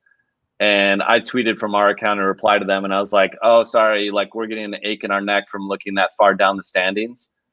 And, you know, like, like our marketing boss who oversaw us, like didn't like that. And he's like, Ryan, you have to delete that. And, you know, like at that point in my career, I was like, no, I was like, everybody loves it, you know? And it's like, but their whole thing is like, right. So like, you have to understand the varying levels. So I know why some teams do and don't engage, you know, but like, I always hope even after, right. Like if I'm long gone from this place, like I hope this team and the accounts like still stay that way, because I think here in this city, like, it makes a difference. It resonates because, you know, there's one thing I've learned about San Diegans is like, they love to be prideful and they love to have their voice heard. And to me, I'm like, hey, like if we're not interacting with them in a way that, you know, maybe isn't always funny, but like, yeah, you know, like talk some crap, you know, like the Afmirs of the world. Like I would have loved to like his post today, but I can't with all that colorful language he's using. Danny's probably like, thanks, Ryan. And I don't want to have to answer everybody and respond to everybody. This is end up with for like, what is? I have to have a personal relationship with each one of these crazies. Come on, serious? Especially Avmir. Come on, no, he's sleeping right now. By the way, he's also 2 hours ahead. I gotta get up at He was like, he was commenting so much, and now I don't see anything from him. If you're still here, blink twice. He's in here somewhere, I'm Dude, sure. we signed Tatis as San Diego Padre fans. It's a great night to go to sleep to put your head Heck to a yeah. pillow. Dude, he had his entire bottle of Califino tequila brought to you. But man, what a fun night for San Diegans today. But it's also great to have you on, man. And who's next on asking questions? Was it me? Sorry, I had a pee I break. think it was. I think so. I think so. Oh, man, what did I miss? Yeah, I'm just going to throw in there just real quick. Shout out to Jason Thomas and his wife having their baby Edison. Yes, Congratulations, locals, Hey, director of operations. I'm prepared for it. Do it again. Pretty friggin' cool. Go back, Drew. Go back, Drew. Do it again. Do it again. Jason Thomas and his wife had their baby Edison today. Pretty freaking exciting. So we've been waiting for that for a little bit, and they had him today. So it's exciting. I think a little ahead actually of where he was supposed to be, but good news all around. 10 fingers. Yeah, the newest little local. The newest little local. We'll have to send him a little onesie. Listen, Thomas, like how genius is that? That's such an engineer thing. I Dude, that's the know. first thing that I thought of, Steven. I was like so geeked out about it. I was so geeked out about it.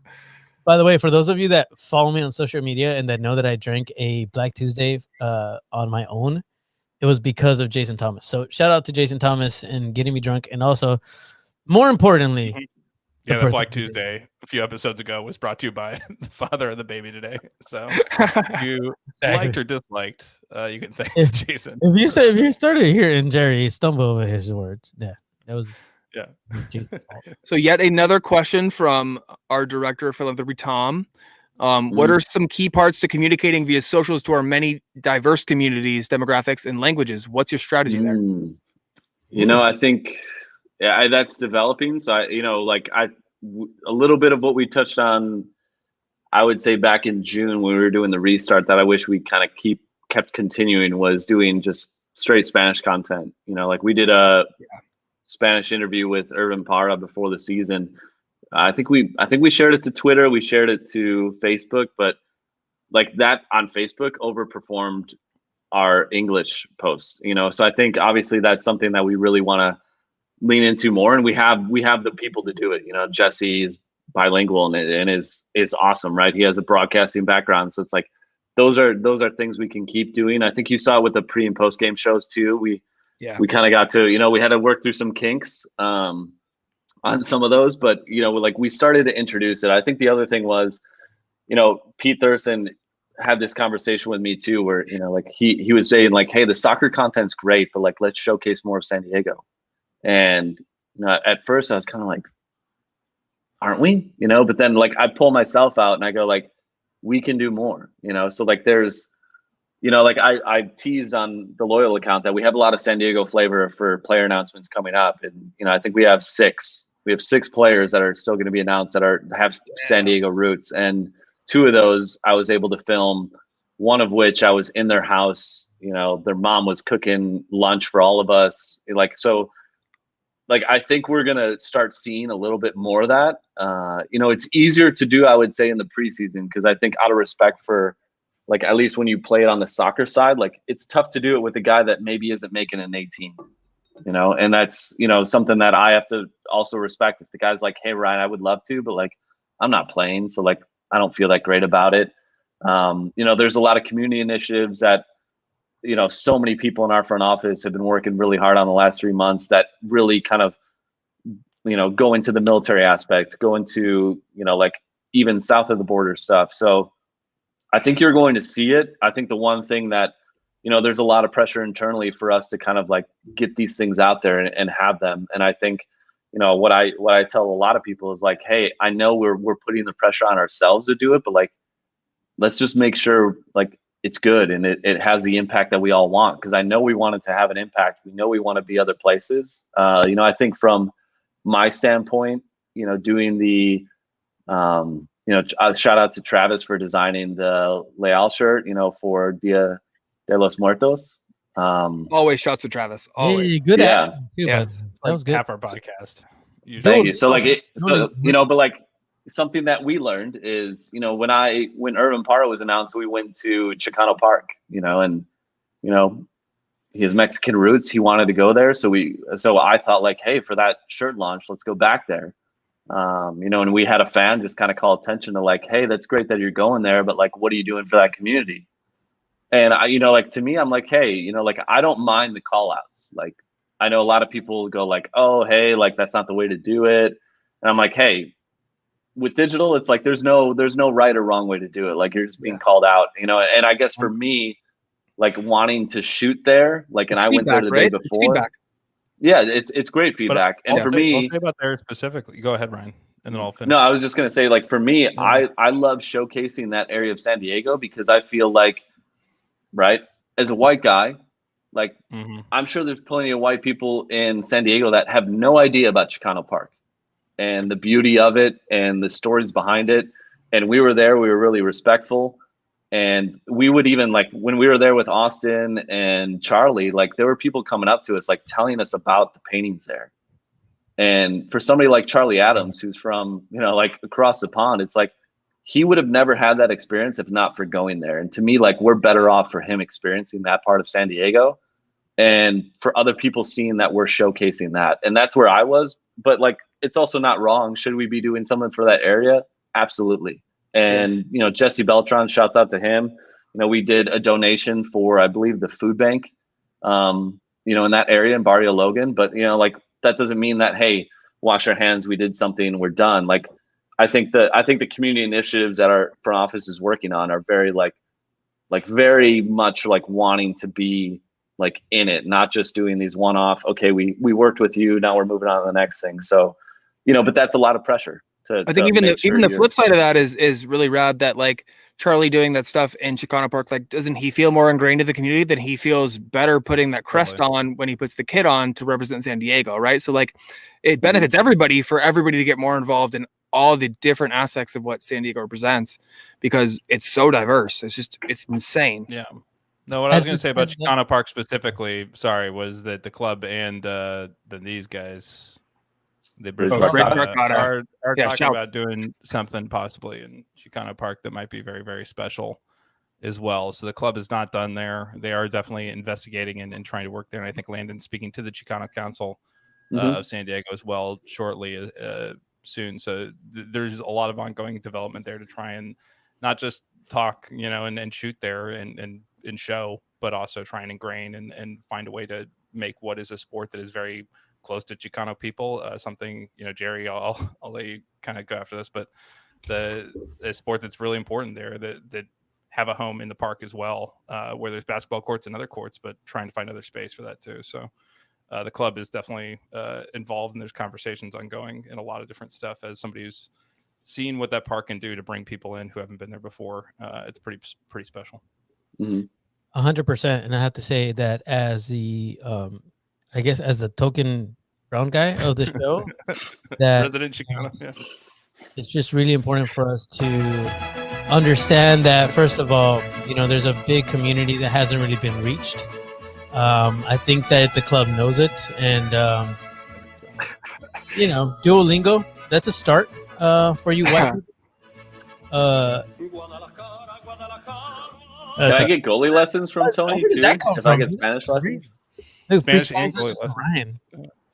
Oh, and the goal. What'd you say, Ryan? Goalkeeper lessons? Yeah, can I get goalkeeper lessons as well? Oh, you don't want those. No.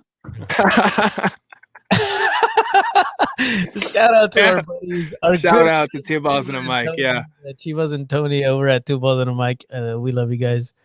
But no, it's absolutely true. And I think it kind of brings us to, a good point to stop the pot. However, because we're like well over our time. Ryan, can you hang out with us for a little bit after this? Yeah, absolutely. Okay, cool. So what we're going to do, for those of you that are still live and want to hang out, we're going to keep it going. However, if you're in audio and just listening, this is the end. All right. We're going to end it, but not really. We're going to come right back. That's what we're going to do.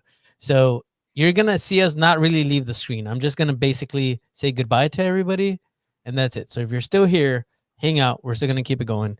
But for audio purposes, because bandwidth is expensive, we're just going to say after hours. Bye to everybody. This is after hours. Yeah.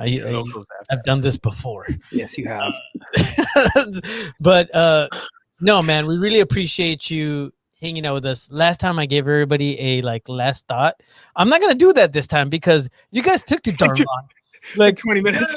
I said, hey, so and right at about an hour us an and in for 2 hours Magic later. Yeah. Yeah. So I'm not doing that this time. Listen, thank you guys for hanging out with us. For all of you that have been listening, we love y'all. We'll see you at the next time. If you want to see the rest of this, you can probably go on YouTube. But for Mr. Steve Brokaw, for Mr. Drew Steck, and for Mr. Ryan Young, this has been the Loyal Locals Podcast. See y'all next time.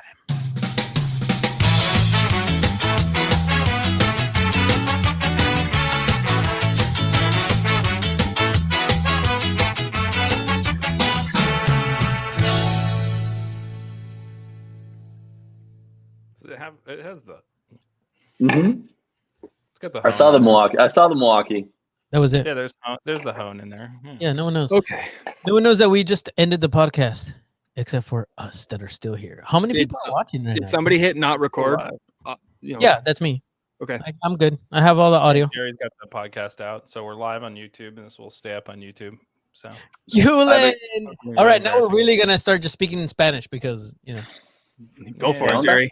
Oh no, you guys! I want to hear you guys what your Spanish is like. No, I'm gonna use the bathroom. I was gonna say, Jerry. I Mostly know. muddled, I can tell you my first Spanish line that I ever heard, but I don't think it's good for social media. So whenever we see each other again, All I'll right. tell you. Okay, sounds good. Yeah, for some reason, it's always like whenever somebody asks us to teach Spanish, we want to teach all the bad words first. Hey, and Yeah, that's right. that's a good thing though, because then at the two balls and a mic just said, "Orale." Coyote is a much better version of "shut up." You know, like shut. It's a more Cállate. harsh kind of, yeah. It's- Cállate.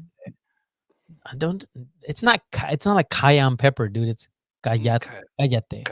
Yeah. Afmir is asking me what my favorite part is, but like the only parts I saw was with him. It was like him getting the tattoo. That's like really the only spots I saw. He said babysitting beers. Who's babysitting beers? Is he calling what? He's babysitting beers in Chicago. Oh, I he's guess. babysitting beers. Okay. So, He's staring at beers, and he's saying, "I gotta watch you till you go to sleep." oh, that's fine. So I got to ask you guys a question. Okay. Well, I mean, Who's we the- already got what we needed from you, so you go. I guess go ahead. Yeah, you can. Who's the player? Who's the player on the team outside of obviously the returners so far that like you're most curious about knowing more that you really feel like you don't know that much about yet? Corey, Corey. because Jack has his own YouTube channel. Jack's more open. Jack seems like if he wants to tell you about it, he puts it out there. And Yeah, I don't then, know. but Corey, I'm more curious about because it's like there's more to be had there than we've scratched. Yes. Mm-hmm. But Yeah. people that are still watching, please send your Yeah, players. comment. We're very interested in Your this. time.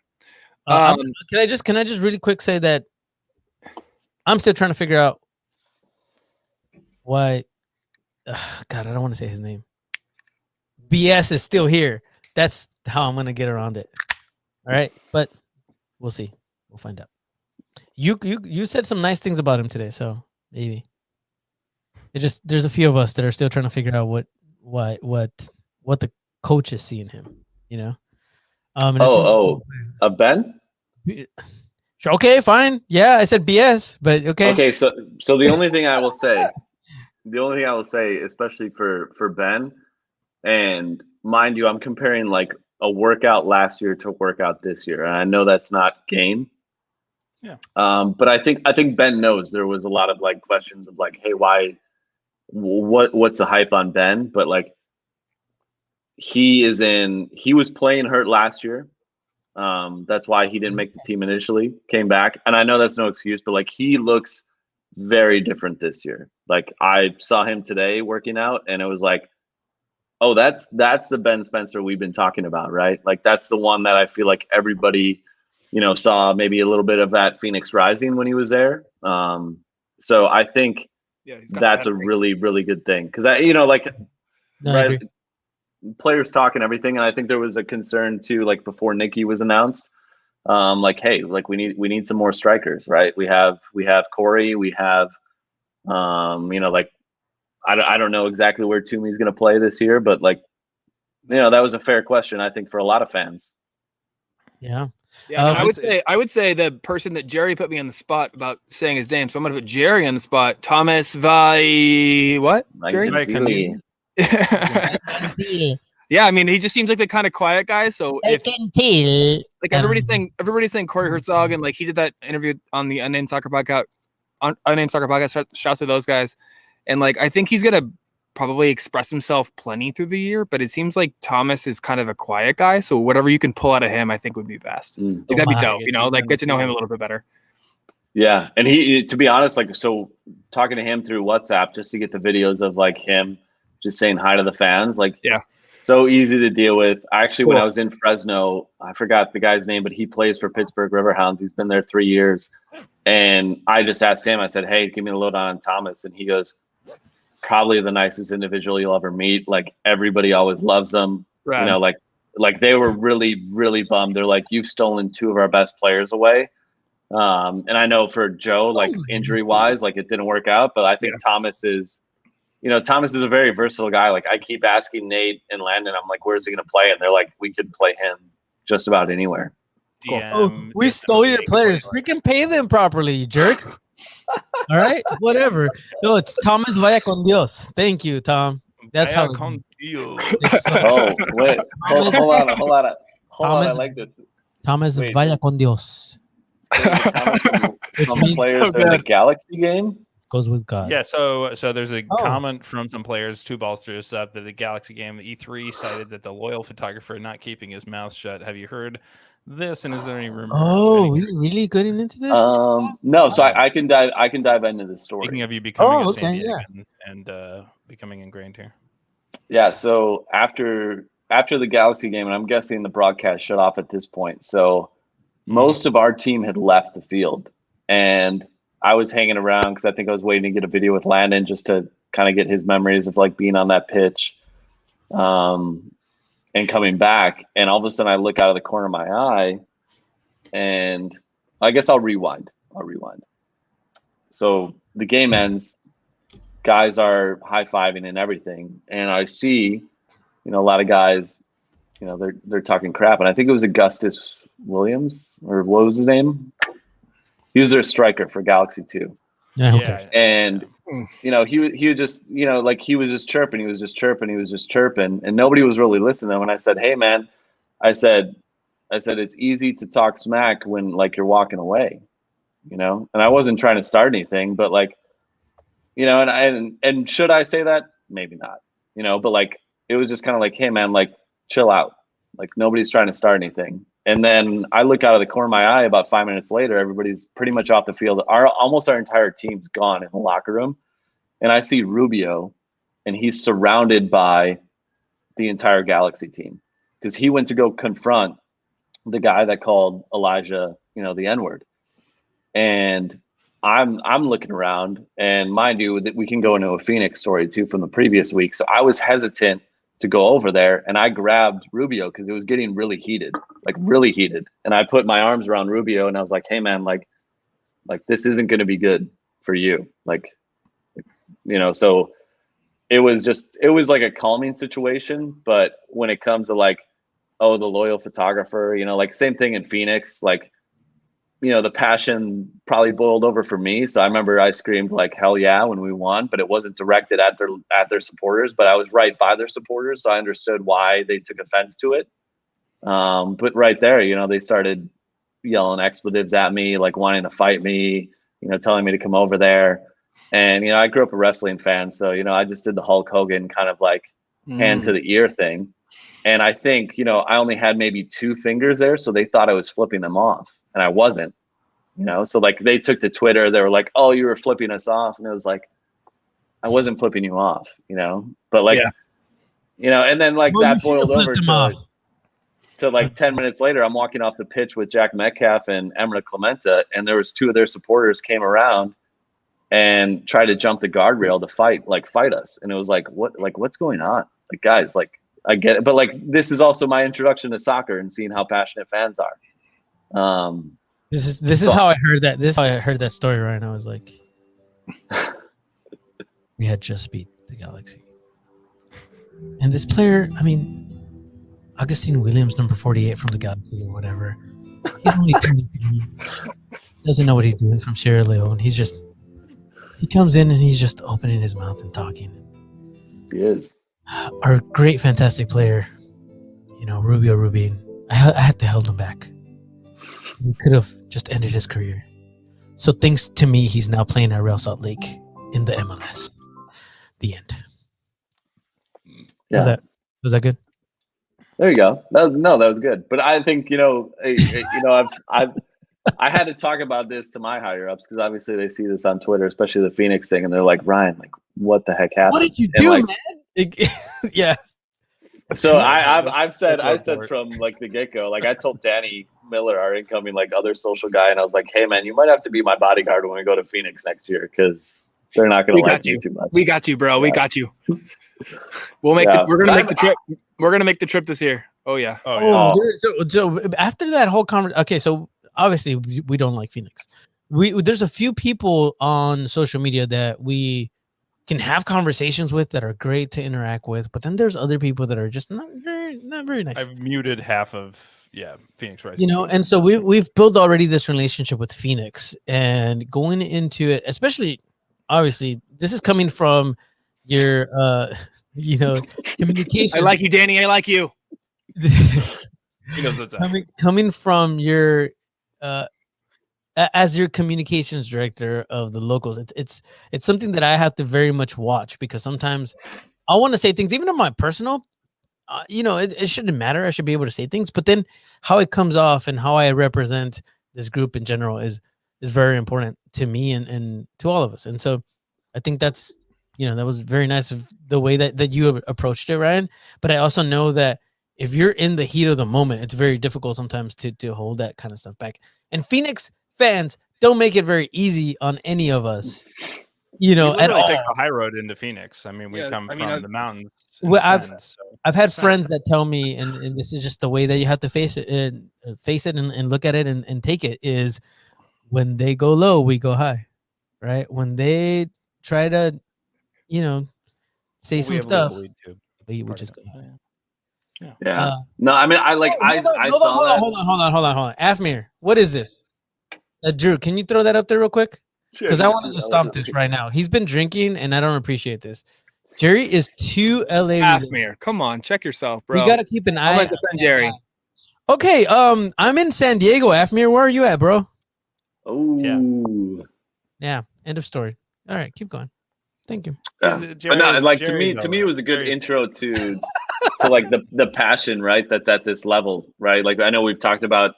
Usually, you don't find that. Like when I worked in minor league baseball, there wasn't fan bases like that crazy about anything, And I realized, like, when we came in and we basically kicked their ass and won 3-2, like that really pissed them off. And I think too, like having a guy like Rubio who has some swagger to him and is like going to let them know what he feels about winning there. And like, having a photographer that you're not expecting who's a team, like they thought I was like a media member of San Diego. They didn't know I was with the team. So they're like, why was he even over there?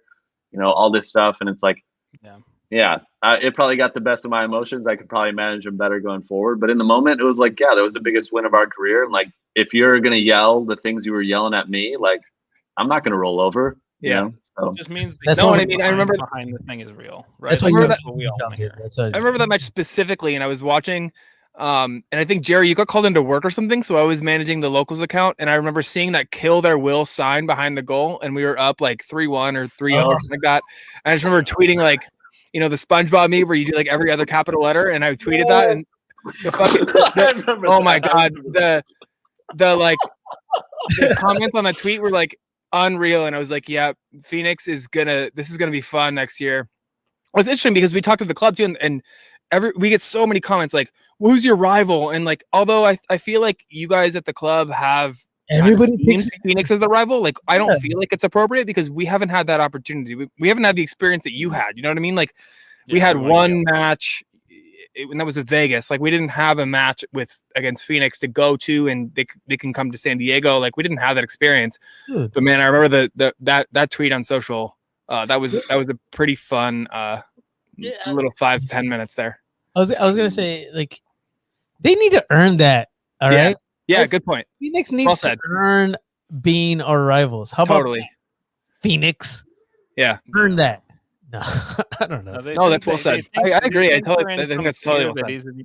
they think they're in a tier that's not even the first tier of American soccer. They think they're morally above everybody. And so it's just this like, they're not quite our rival from a fan standpoint, but I do think there's a sense of like, how do we deal with this team that thinks that in their fan base that thinks that they're just so out of the stratosphere and bring them back to where we are, which is like, we're trying to make American soccer happen in a way it hasn't in a lot of places. And I honestly don't think it still happened in Phoenix. So, they're doing a great thing there, but I think that there's a chance to really make a difference in a way that this club and this fan base is really committed to from a just human level, to any person they meet.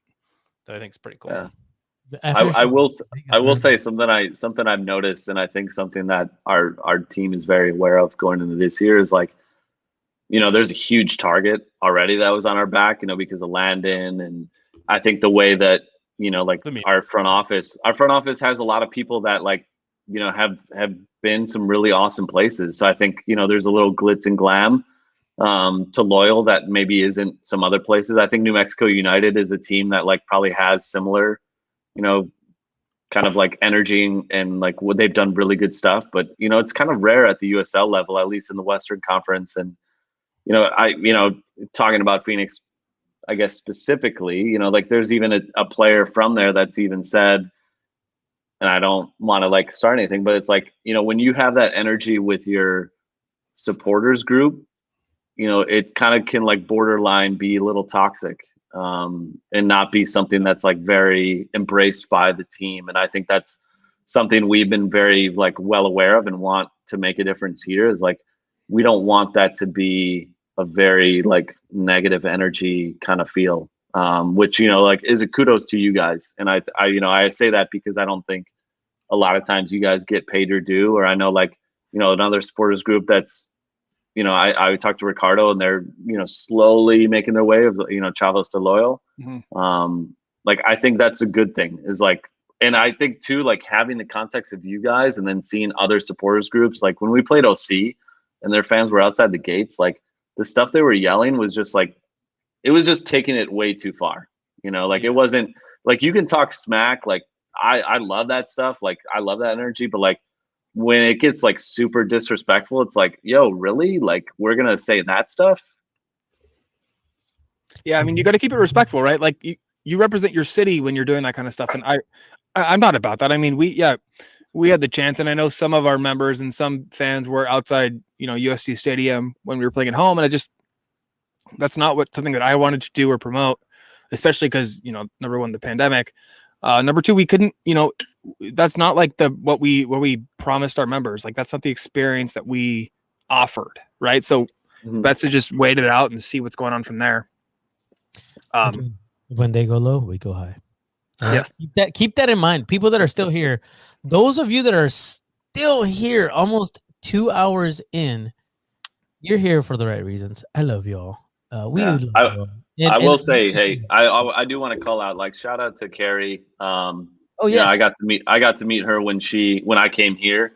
And she was awesome. Like, I think between both of us, right, we were learning on the fly. She bought some gear specifically to shoot these games and to be kind of our USL photographer, shooting for both teams. But like she would show, like she showed up to that OC game. She would show up to road games. And I think that's what I find to be like very like wanting to be part of this community even more. And right, COVID's played a wrench in some of that, but totally. Like seeing the people surrounding this club, I think is what makes everybody go, like, even the players, like, believe me, every single player on our team has pretty much said like, wow. Like even Sal is like, yo, I've been at MLS teams that it's not like this. Like, it's not this like set up. It's not this like, cordial between fans, like caring this much.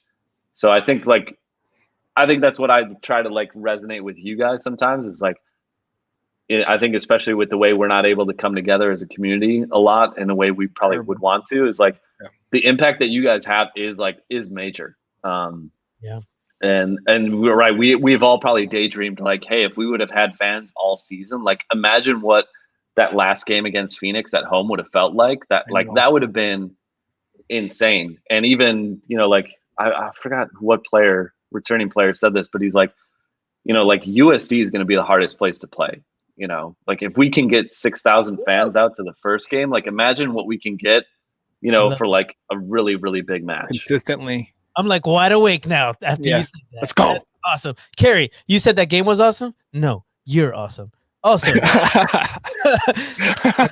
dad in me. Gotta do it. Also, no, that pumps me up, Ryan, because that's the kind of stuff that as supporters we want to hear.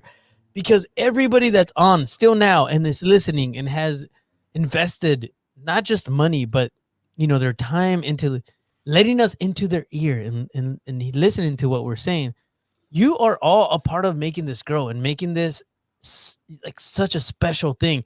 So when you hear it from Ryan, he's bringing it honestly from the players. Like they're saying we make a difference. So seriously, we make a difference. If you feel a certain way, you have to put that out there, right? And you have to like understand that what you say and how you feel about certain things, it matters. And this club is listening. That's the biggest thing when it comes to storytelling. Sorry, Ryan. We could have given you so much footage last year that instead of 3 hard drives of just practices, it would have been like 20 hard drives. Dude. Goals. It would have been 2 hard drives of me, probably like 20 of Afmir, and it would have been ridiculous. So, too drunk to be on, said Afmir. No, like honestly, I've thought of this because I've talked to Corey, and I think I'm speaking personally because I always tell the coaches, I was like, I will never speak soccer to you because you don't need that from me. But I was like, I'll talk personalities, and we want to. I think the energy that Corey's going to bring is much needed to this club. I think it's going to let a lot of guys on our team feel like they can fully embrace their personalities. Because I think the pressure the team felt that I saw last year was trying to be too perfect sometimes and worried about making one mistake that would cost you playing time or cost you a game. And I think this year you're going to see, like, that's what I see so far. And that's why I was, speaking about Ben specifically, or, even a guy like Elijah and spending time with him. And his dad actually said this. I was interviewing him and he goes, like, he's played all over, but he's like, this is the first time like Elijah's actually felt like he's been believed in, and that stood out to me because this guy's played for Galaxy. He's played elsewhere. He's played, for, I think like national team, U team, like U23 teams or whatever. It's like for his dad to say that, and it wasn't like dad speak. It was like, oh, wow. Like, okay, dude, like, this stands out. Listen, and if his dad is listening right now, and I hope that you listen to this, you know how many times I've asked, can we put some names on our BLM jerseys? Because I want Elijah Martin. I want him on there, and apparently we can't right now. So I don't want to burst. Well, we're going to burst some bubbles. From what I heard, the BLM jerseys are going to have the player names on the back this year. And then if you want, and like if somebody wants to buy them, it can have like kind of how the G League where the names are sort of on the bottom, and then you can have stuff on top. Like from what I know, it's common in soccer too. Yeah, all over in like Mexico, they have sponsors on the top and then the names on the bottom. Yeah. So that's what I heard. Because I know obviously a lot of people have been like, even the players when I saw them today were like, hey, are we getting the same kits as last year? And I was like, I think your names are going to be on the back of the black kits. Yeah. Maybe I'm just trying to speak it into existence. No, we have to do that. I mean, nothing that if you come here for facts, please don't. All right. I'm just saying. It's great. No, that's badass. I hope that that's something that is possible, but there's such, there's players like you said, and I cannot wait. I'm super looking forward to seeing what you did with Elijah. And obviously I love what you did already with Sal. I mean, I made a banner for that, man. And that's the other thing is I'm going to put him on my orange jersey because I remember that photo that you took of him with the beautiful looking number 8 and just Sizzo. And he's kind of looking over his shoulder. And I'm like, the orange jersey is going to have Sizzo on the back. Yeah. That was a cool moment for me. I've never really seen my photos used in that way. And when I saw that in the stadium, I was like, oh, shit. Yeah. There you go. Yeah. Yeah, I mean, I will say, and I know we've seen Jack Blake play for other teams, but I've seen this guy work out twice now.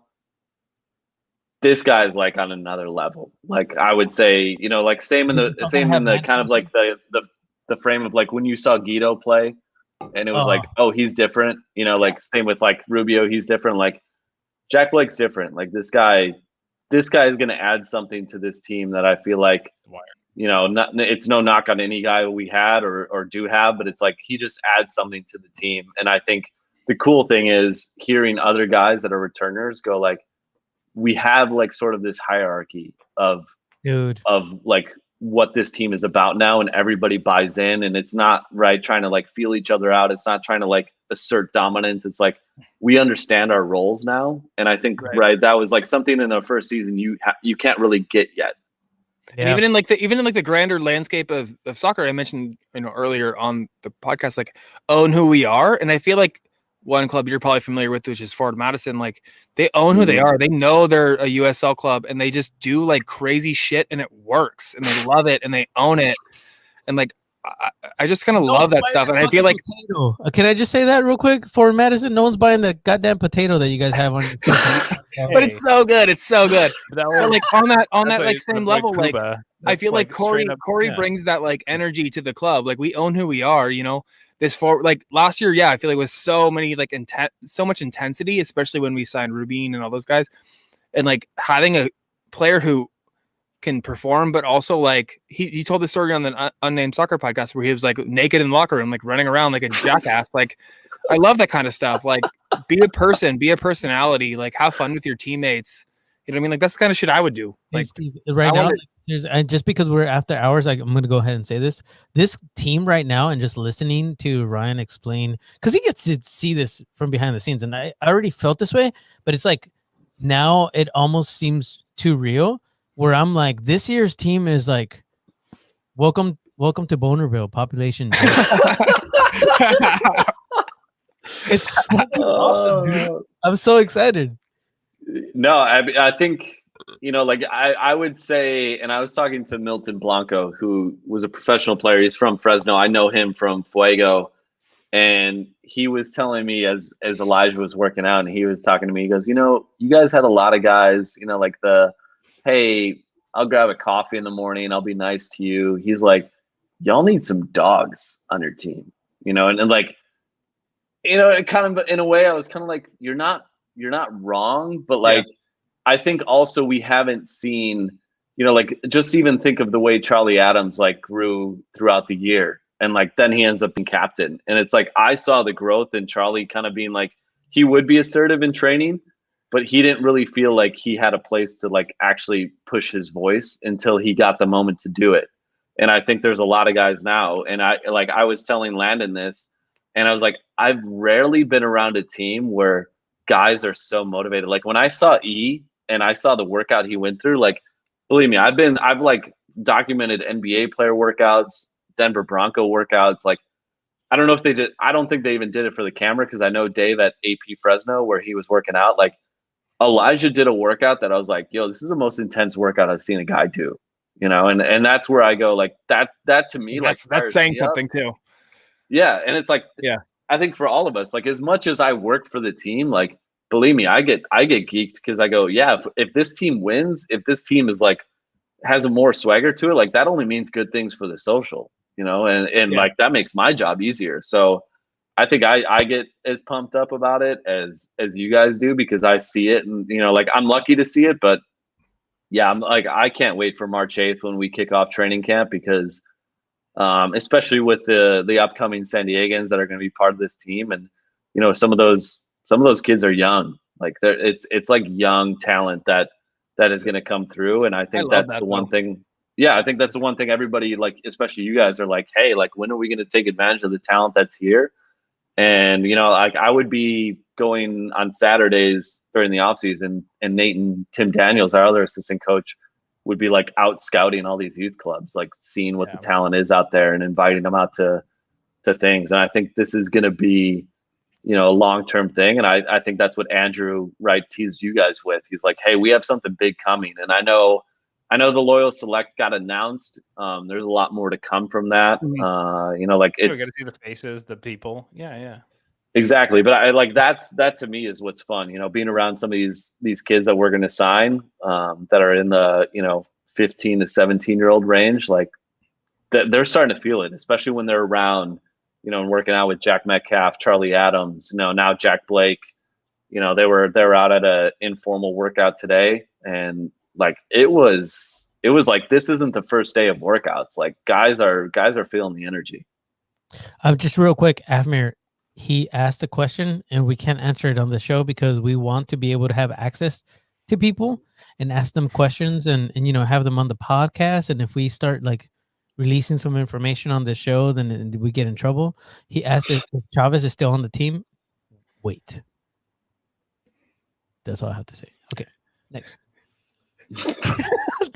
So I think I've been pretty like trepidatious about always bringing it back to the events of last season, but I'm really, really curious what it was like to be behind the account of, say, that Landon interview.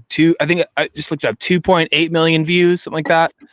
Yeah, 2.8 million views. Like, how does that kind of look behind the scenes? Jesus. I'll just take you to that moment. So it's I went upstairs. Yeah, I went upstairs to cut the Rubio goals because I think he scored that free kick goal, and I remember I didn't get either of them up, and I'm editing them. My Adobe Premiere crashes, and Jesse texts me and he's like, "Hey, I think you're gonna want to get downstairs." And like I'm sort of seeing what's happening on the field, but I can't hear anything. And so people watching the broadcast probably knew before I did. So I get down to the field as the guys are coming back onto the pitch, and I forgot who told me, but they're like, "Hey, just be heads up, they're gonna walk off the pitch." And I'm like, I have no context of anything. I have no idea what happened. And I'm like, oh my God, you know. And then like Jesse is informing me, and I do want to shout out a guy, Chuy Sanchez, worked for Fresno FC. He knows Jesse. Worked for LA Galaxy. He was the guy behind our game day social, like from like minute, 0 to 90. Like he was the one behind the keys. So funny story, since that was the same night, I say this, I was like, we're probably the only team in sports that can get away with using WAP win against Phoenix and also have the Landon video come out and not get backlash on any of it. So yeah, that was it. That was a little like I was like looking at that tweet as like the stuff was happening. I was like, should we take this down? Because I feel like somebody's gonna call us out. I was like, you know what?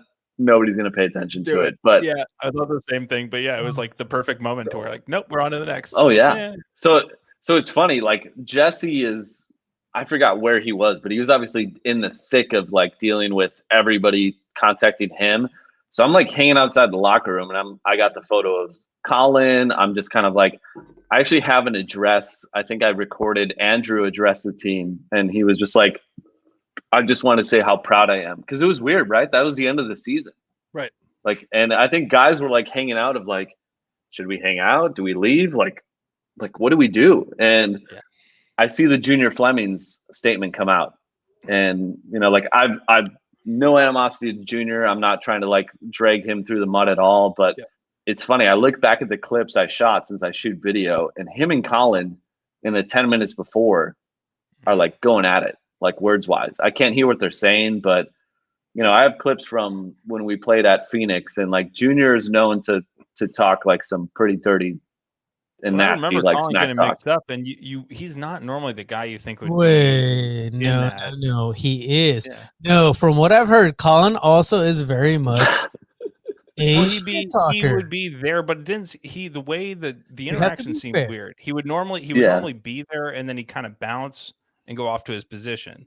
It seemed like he was holding in the conversation instead of going back to his position. Like his head was being taken out of the situation a little bit more than normally, where he might engage, but you'd almost see him like yelling from 30 yards as opposed to like 10 or 15, like, hey, I want to make sure I hear you. And that's what kind of felt weird, like from like a spider sense standpoint at the end of that first half. If anybody had been watching the last, 5-10 matches, you could tell that was different. It was weird. No, for sure. And like Colin's the type of guy where like if it hits that point, he'll just kind of like, it's funny. It's like very gentleman-like. And he'll just be like, come on, like seriously, like we're going to go there, So anyways, fast forwarding, and finally I connect with Jesse, and Landon and Nate, they're on kind of like this other side of the tent, the outdoor tent that we have for the locker room. And I'm just thinking the entire time once I see this junior thing, and I was like, we have to get something. Like, we have to get something, or like everybody's just going to take this version of what Phoenix has put out and believe it, And it wasn't like a tit for tat thing, but like knowing the context of what I got, I was like, we just need to say what happened, and we just need to detail it. And so I just went up to Landon and I said, hey, Landon, I said, whenever you're ready, I said, before you leave, I want to just do our normal post-game press conference. And he was like, he calls me Rye Guy, and he's like, Rye Guy, you got it. You got it. And I'm like, okay.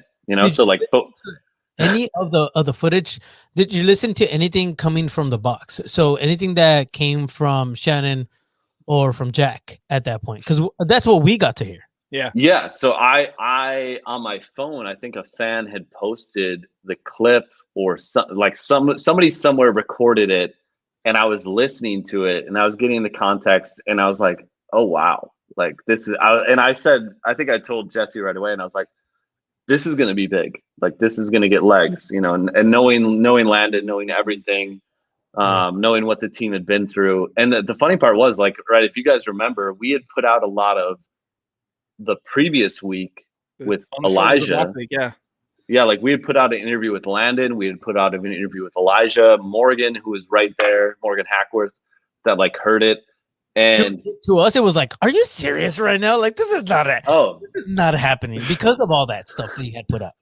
Yeah. So we record the interview with Landon, and then typically we'll go up to the press box and I'll send it to Ivan, who does a lot of our kind of like game day media relations, and I'll send it to Jesse. They'll send it out to the media.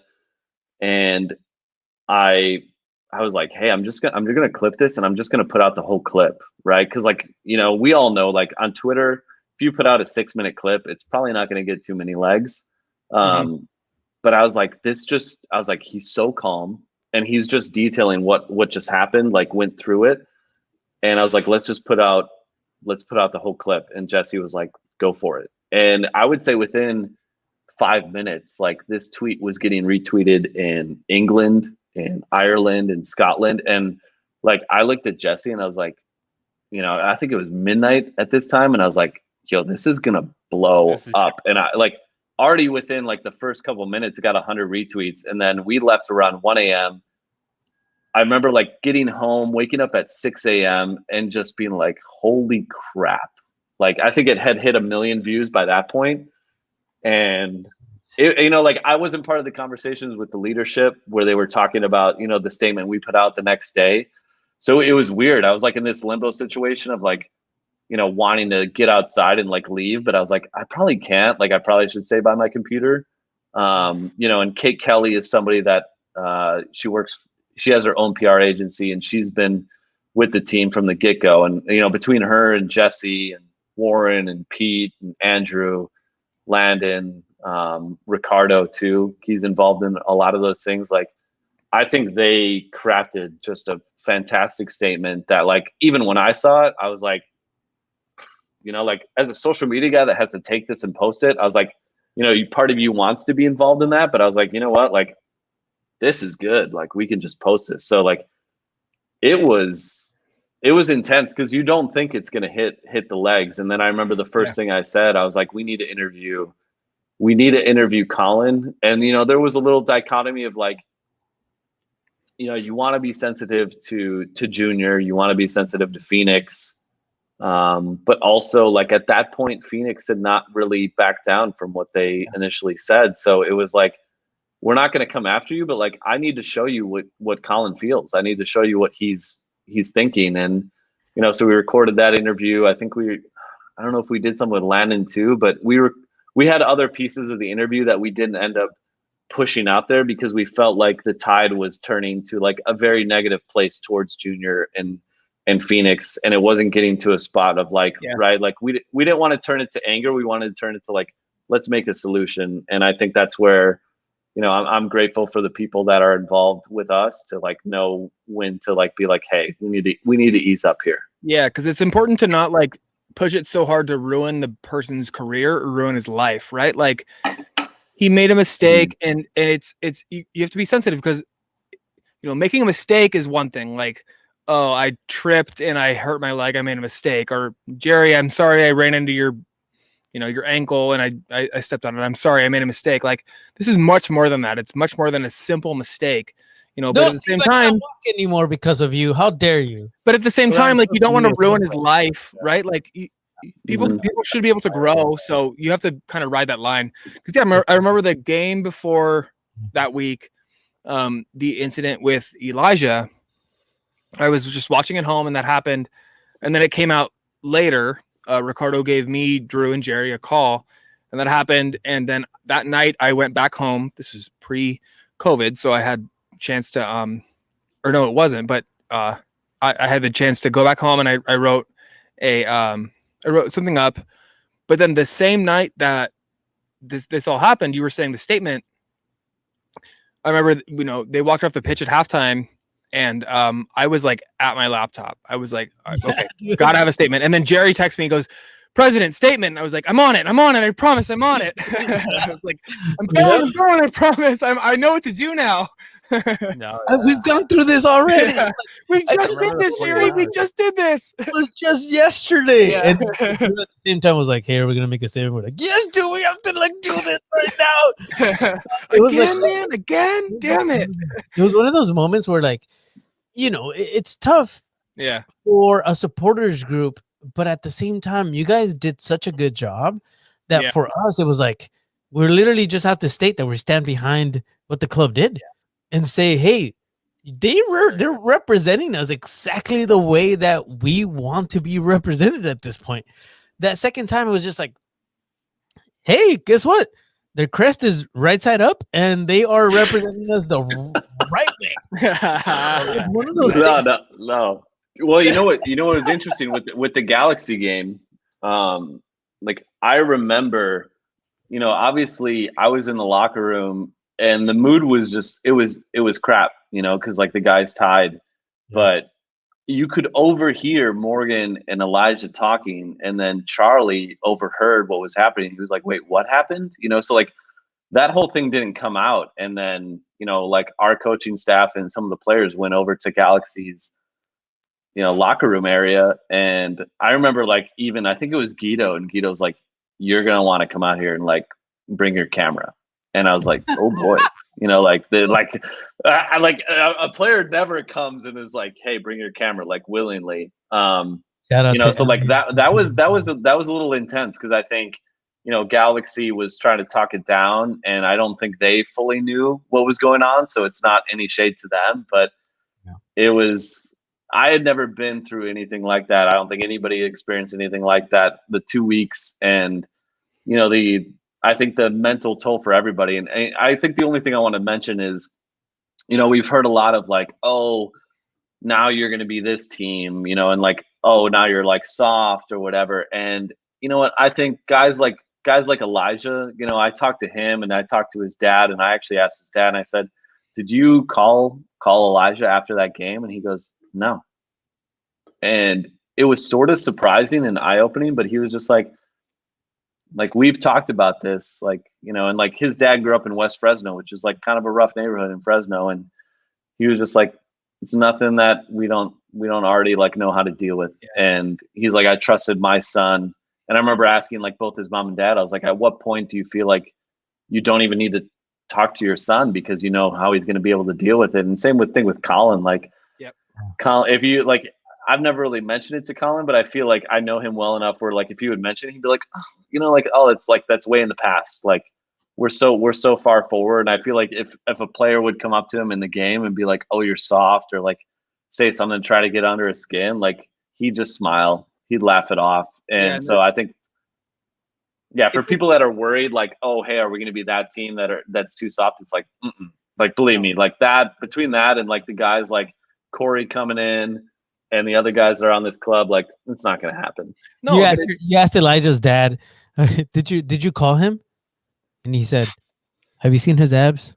He could take care of himself. He could take care of his That was damn great. self. Okay, No, hold but on. I mean- his brother's photo took the cake though. Oh, dude, Totally. that Oh was my so- god, it was so good. Shout out to the Martin brothers. So good. Mm, My- No, but one thing that like devastated me was the interview with Elijah, and then the interview with Colin was like the most like trodden. You know, the people who have been so disenfranchised and like, you know, kind of beaten down by society are the ones who kind of sweep it under the rug because they're so used to it. It's like that's so sad. Like, what does that say about our society? Like both Elijah and Colin, kind of like in the crux of their interviews, was like, you know, yeah, this sucks. We shouldn't be in our game, but like, you know, let's move on. It's like, no, we can't move on. Like, how long have Black people been standing for racial injustice, and how long have gay people been standing for LGBTQ plus inequalities? Like, it's up to us now to take that mantle and make a change, because we can't just stand by anymore. Like, it's so sad to see, you know, them just be like, oh yeah, it is what it is. You know, they Well, grew let up me in this tell you, neighborhood. as Like, a make excuses for them minority, because they Hold on. Let me tell you, as It's a minority, It's real sad. quick. I'm gonna cut you off right here, because as a minority, I have to tell you that the way that we feel, I'm just no, dude. Like it's 100. I love you, Jerry. Joke of I it. love you. I know. I like to give you shit. But I will say That is good. Elijah initially didn't want to say anything. He Right. didn't want to do any video. And actually, like, right? I think one of the videos I put out before the Phoenix game, the last game, like I put it out and he texted me right away and he's like, I thought we weren't putting out that video. And I was like, oh crap. Your eyes. You know, I was like, And- Whoops.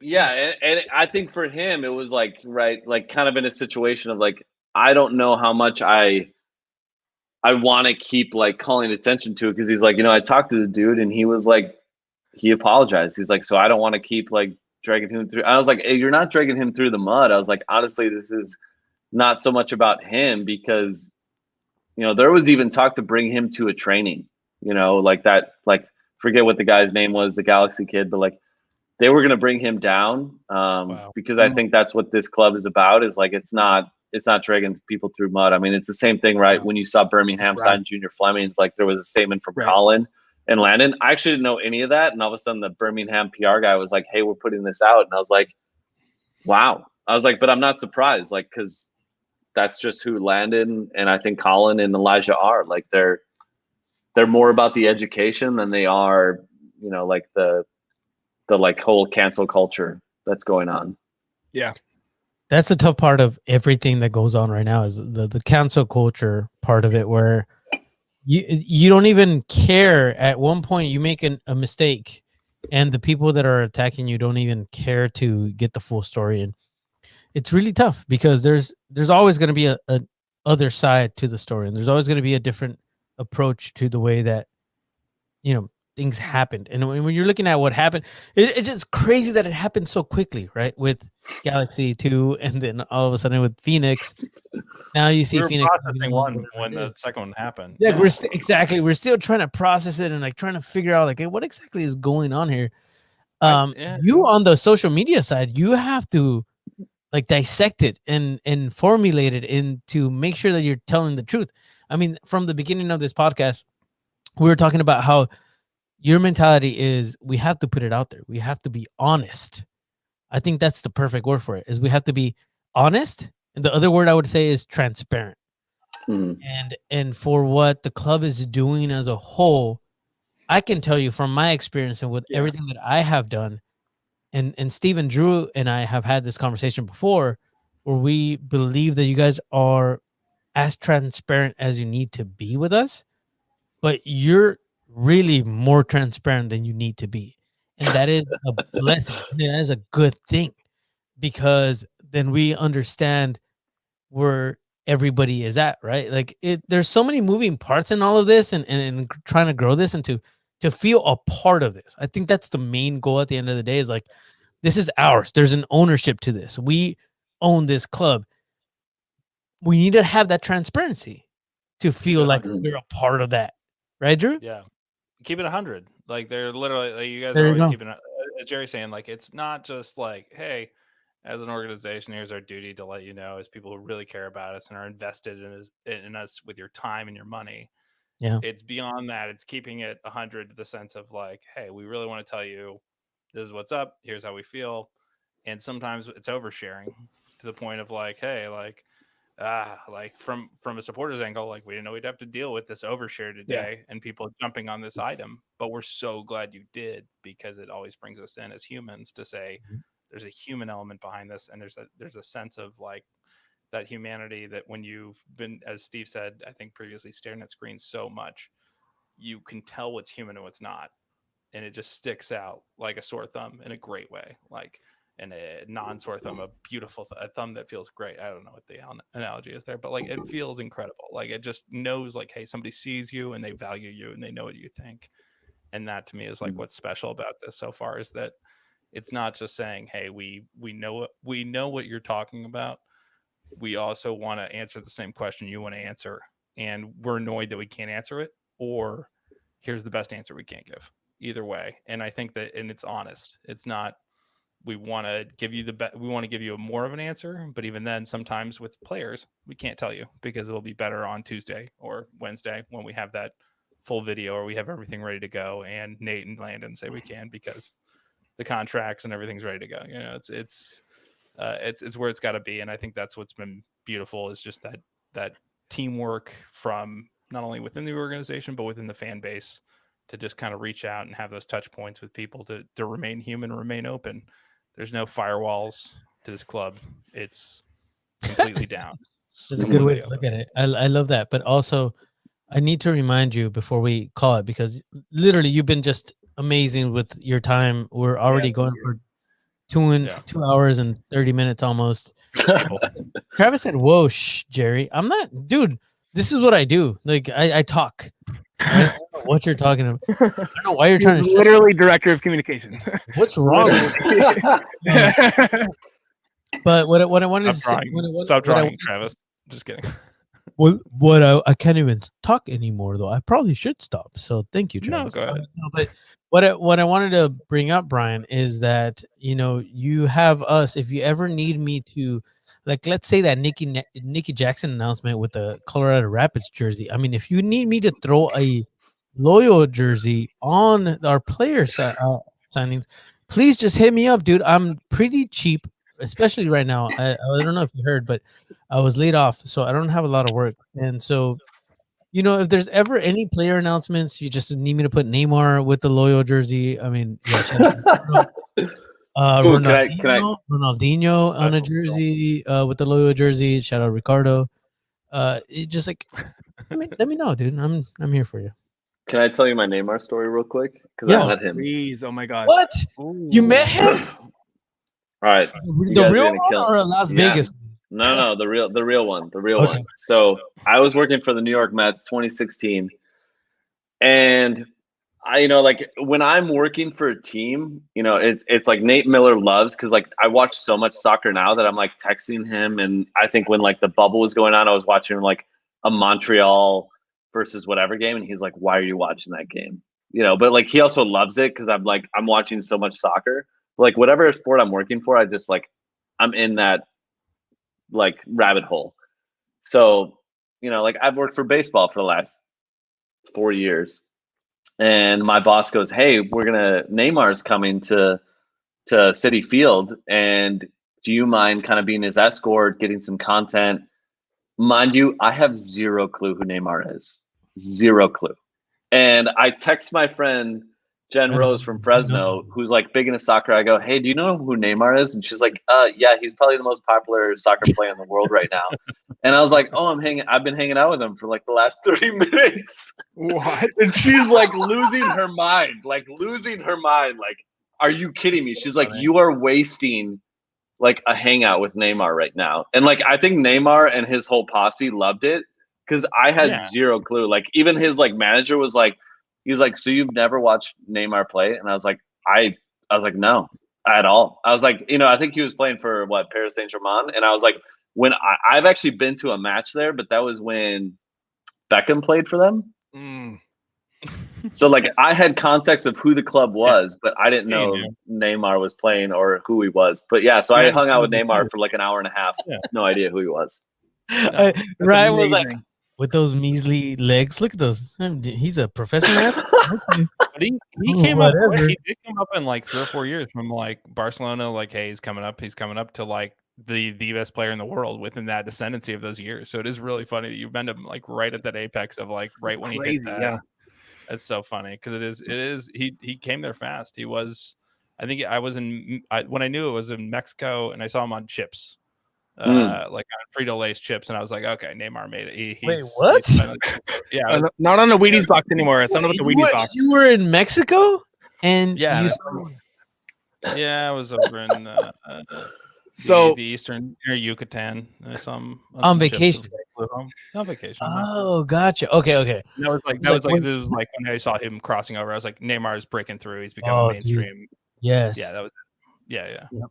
So how much time goes into like editing one of those like highlight videos? Like the ones just like the, is it 2 hours? Is it 20 hours? I'm just super curious. Brian, by the way, I was totally getting ready to let you go to sleep, but if you don't mind not sleeping, we have kids. No. So we kind of know like what it's like to stay up super late. Drew just is a night. He's an owl, so the three of us can like literally be here for hours. Just to be honest, like during the season too, like I'll stay up till like 3 a.m. Like I'm totally a night owl, but like so to the point of like say I won't use Nikki's, so I'll use like Jack Blake's. And I remember Charlie goes like, "Hey, was there a reason why you used like a clip of him passing to start?" And I was like, "Yeah, because it was against Phoenix and Lubin looked like trash. Like no offense, Lubin, but like right, like you're doing a little method to the madness." But so we have a portal for all these we have a portal for all these USL clips, but the problem is like you sort of have to be like a surgeon with them. So what I'll do is I'll like download all their clips, I'll download the replays, and then I'll hunt like the good audio from this because no offense to our USL broadcasters, I love them all. We talked to Shannon about it. It's so bad. It's so bad. Like it's so bad. I said this in the league meetings and like people were laughing at me and I was like, can we just remind our broadcasters they're like really calling the game for both teams? I was like, and I'll shout out like Devin Kerr, Mike Watts. Like I freaking love them because like they like go balls to the wall for like calling the game. And that's why I think a lot of the clips that you hear in some of the highlight videos are them, thankfully, because so like I'll deconstruct a lot of this stuff, take the audio out and kind of like bring it in. Ryan's on Fiverr trying to get other people to do voiceovers of the plays because I would love it. I would love it. Like I honestly, I used a Devin Kirk call over a call that he didn't even call, but like it just fit the clip, and I was like, you know what? Like the energy flows. I was like, I'm all about it. But like the Nicky Jackson one with the MLS clips, like I downloaded his USL clips and maybe there's like 6-7 clips that are worth highlighting that we'll like end up using. But I was like, for me, I think sometimes too, it's like, it's good to show their MLS stuff if they have it. But even that, like I was lucky. I reached out to the Colorado Rapids guy. I was like, hey, do you mind sending me these 3 clips of Nicky Jackson?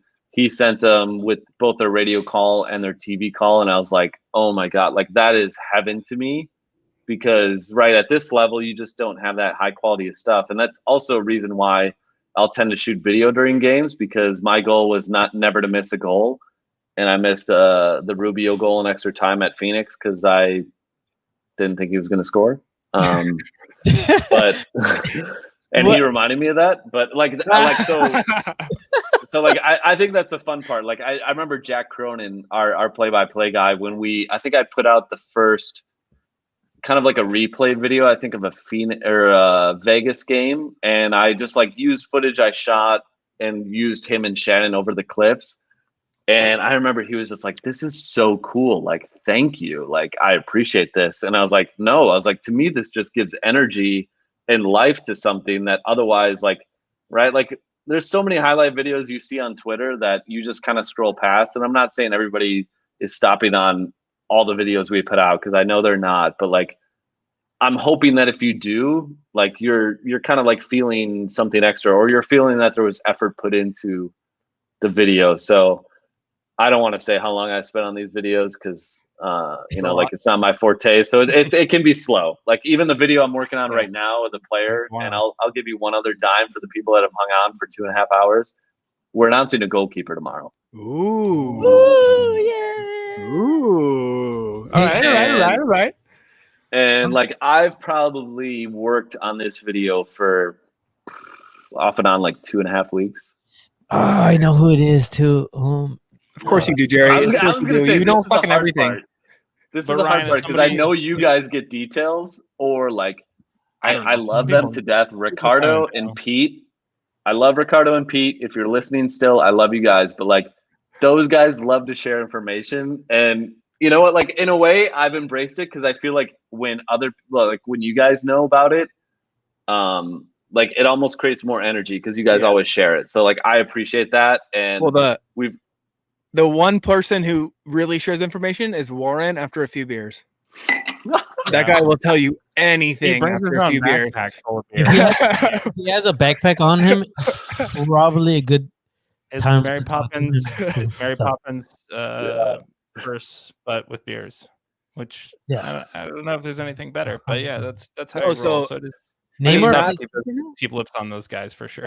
I mean, yeah, massive but respect for the work you do because the name, the locals. I mean, before anything, you know, the name and everything, you know, we talked about before with John Cross and how he's documenting all this. Before the name came about, me, Jerry, Drew, and Daryl started a Slack channel, which is now the Leadership Slack channel. And we were talking about names. How do we name this thing? How do we do this? And I think we all kind of came to this conclusion that we need to do this by committee.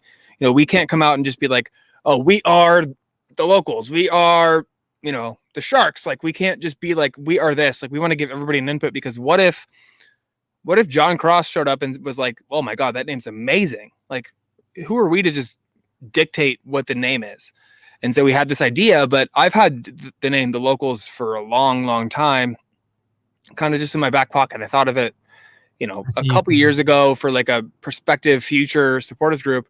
And so, you know, through those years, I kind of developed this vision of like what this means. And when we did this like naming event, it was like do a presentation or something like that. And I was like, I could present, but then I kind of thought like a video would be pretty cool, but I had no video editing experience. So I just like downloaded Adobe Premiere and, you know, did the trial and kind of played with it for a few nights, a few days.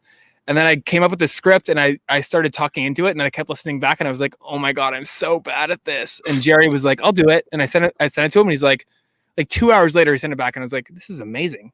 Oh my God, I can't believe this is so good. And like the timing was off. So I edit the like scenes a little bit, but it was super easy. It was no big deal. But that was the original, the Locals video. So I think, Drew, I think you said you pasted it into the chat, something like that. But I'll have to check that out. yeah, it's like back in like what, November 2019. It feels like a century October? ago. I know, it feels like so long ago. And it was just like stock photos. Like I just went to like stock websites and was like stock drone footage, stock photos, stock this, because I didn't want to like violate any, you know, copyright. I feel like we have to remaster redo it. that. No, oh, We should redo that. We should redo that.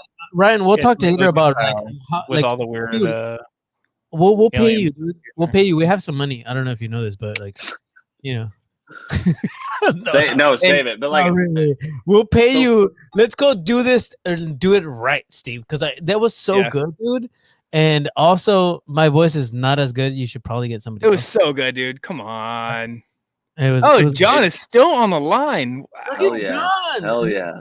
Yeah. But it's so amazing. it's so hard. So actually, like we've been sitting on this video. We recorded an interview with Frank Yallop and Landon, and it is like it's gold. Like it is almost like I want to say the 35-40 minutes of like them replaying when they first met each other to like right San Jose Earthquakes, LA Galaxy, and so we hit up MLS and Oh, I was that's like, so hey, cool. can you guys help us out with this footage of like players they're talking about, all this stuff. And because they're sponsored by Heineken and we're sponsored by Stone, they're like, sorry, we can't give you any footage. So I was like, it's just tough. And I've told Jesse from Jump, like we have such a strong podcast network, you know, with like you guys, Two Balls and a Mic. I'm The Loyalist forgetting. Unnamed. Yeah, like unnamed. I'm forgetting the other one of like some other locals. I feel like that have another podcast. You're talking about the Loyal Locals podcast. I mean, I know that one. I'm not trying to name any competitors, but like I was like, hey, I don't want to. I was like, I don't want to create another a podcast just because we're the Mexican cook, bro. Everybody else is just like Mr. Fair Pod. Yes, thank you. Fairweather, I love Unnamed. Yes. I love Two Balls, but Unnamed is the last alphabetically of all the San Diego soccer podcasts. However, regardless, you can send us whatever you need us to. We will do that. Yeah, no, I never want to interrupt because you guys. I love the like. Anytime you guys do photoshops of anything we put out, I'm like, oh, it warms my heart. I'm like, yes, this is the culture I want to like keep festering. Dude, how good was that preview of you coming on? Come on, man! Dude, I spent like hundreds of seconds working on that. So I had two of my buddies at the Lakers that were like, did you purposely send your Lakers photo to them? And I was like, I didn't even know they were making anything like that. And they were like, sure you were. You know, like they love talking smack. So somebody was like, did you have Ryan do his own preview? No, that was me. I should be hired too. But whatever. Danny got the job. It's fine. Whatever. No, I'm just kidding. No, but seriously, like that was so much fun to make. And I was like, first of all, I had to convince him that I was his friend, and he approved me a picture.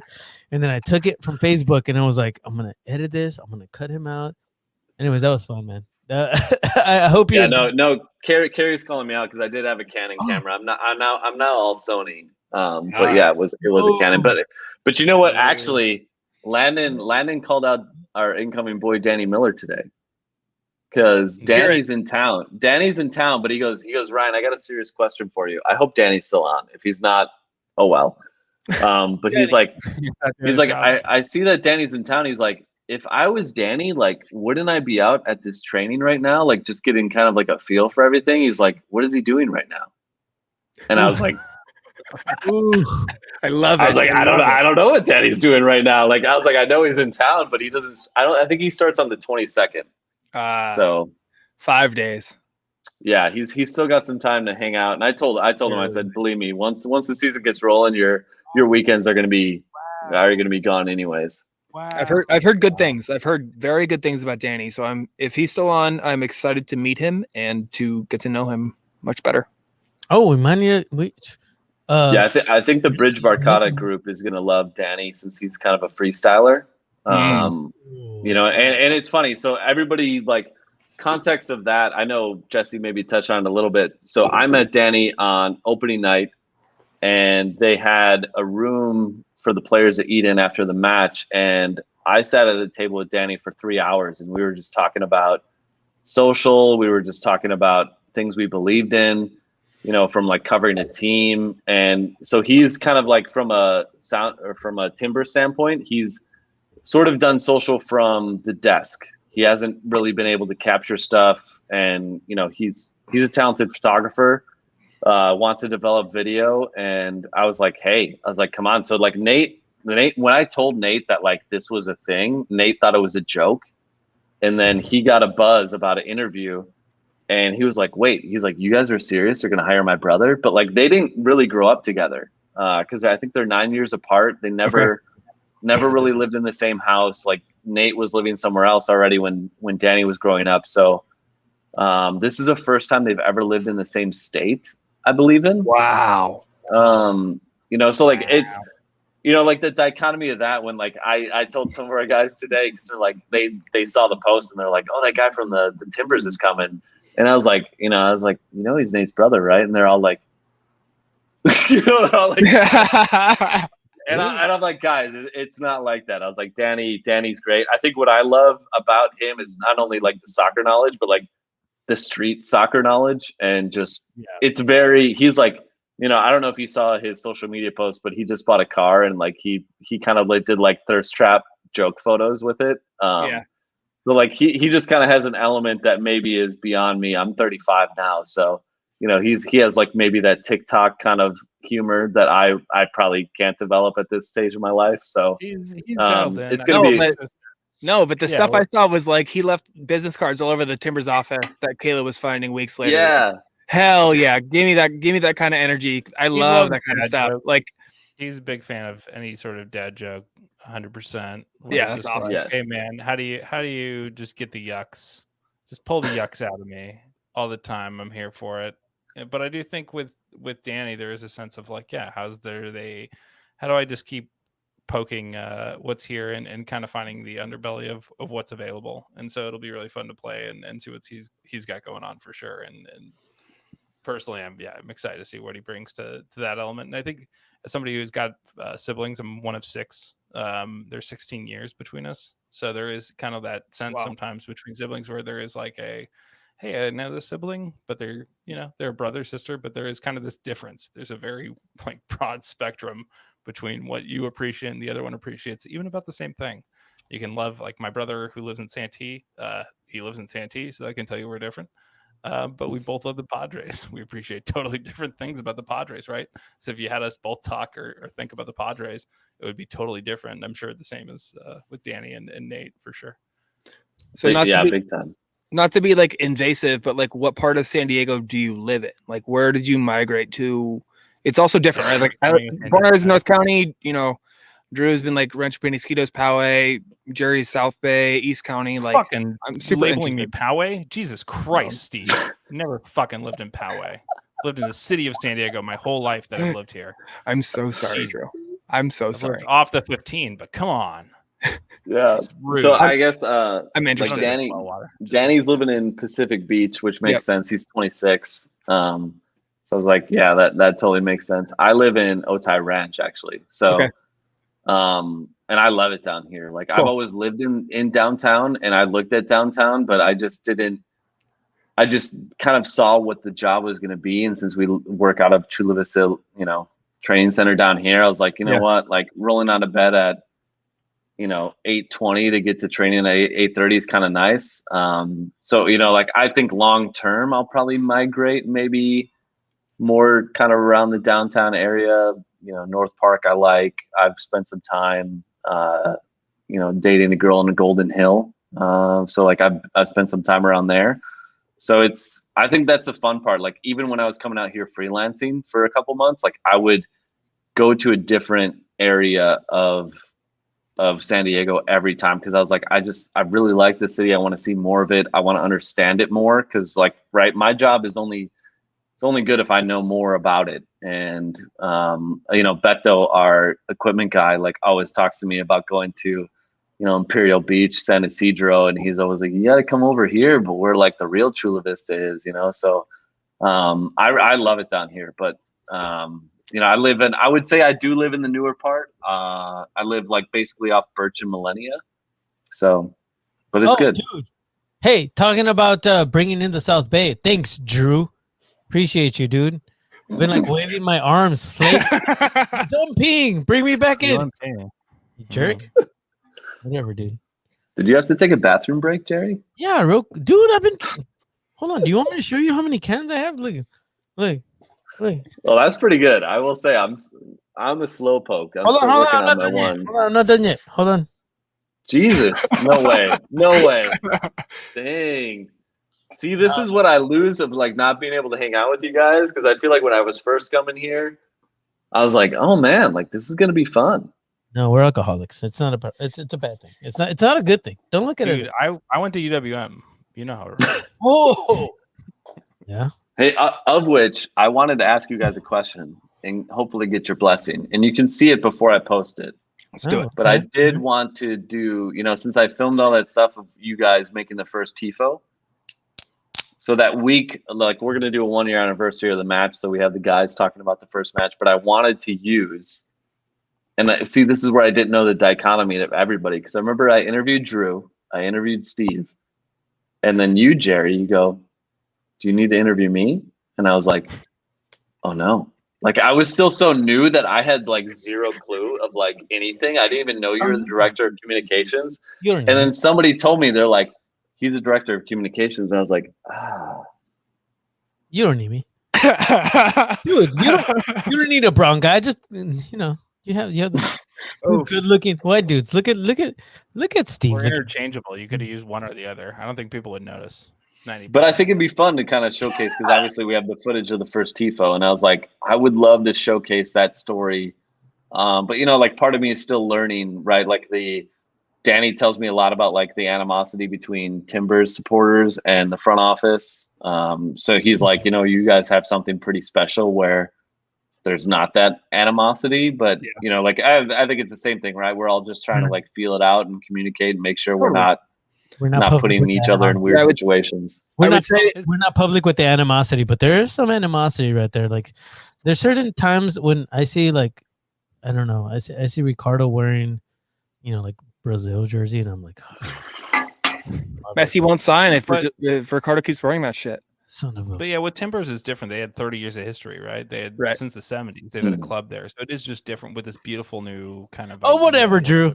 It's different. I think it's But cool. It's what's nice Yeah, is no, you're right. we're all in the tide pool together. That's kind of what's happening. On the black and gold side, I'm just making fun of you, Drew. I hope you. It's true. I do think I saw Travis. Analogy, for sure. I do think I have a video of Travis even with the paintbrush. I think I have a lot of you guys with the paintbrush because I was there sort of towards the end of you guys finishing that up. Yep. Yeah, we started on a Sunday and then we finished the Monday the next day. Yeah, So, shout out to Second Chance for that too. Yes. I would say if you did not interview Travis, I would definitely contact him and interview him because he designed the whole thing. He was the artist, so that story would be invaluable to put in there. Yeah, absolutely. And he's still here for some reason. And to about an hour ago, that's like, you guys are taking away my sleep. And to also circumvent Jerry even more, I would interview Jerry's wife because she sewed the whole thing. Yeah. Listen, Ryan, if you want to see what if you want to really see what Jerry culture is like, you have to wait till a game day where we're gonna visit it and just come here at like 6 a.m.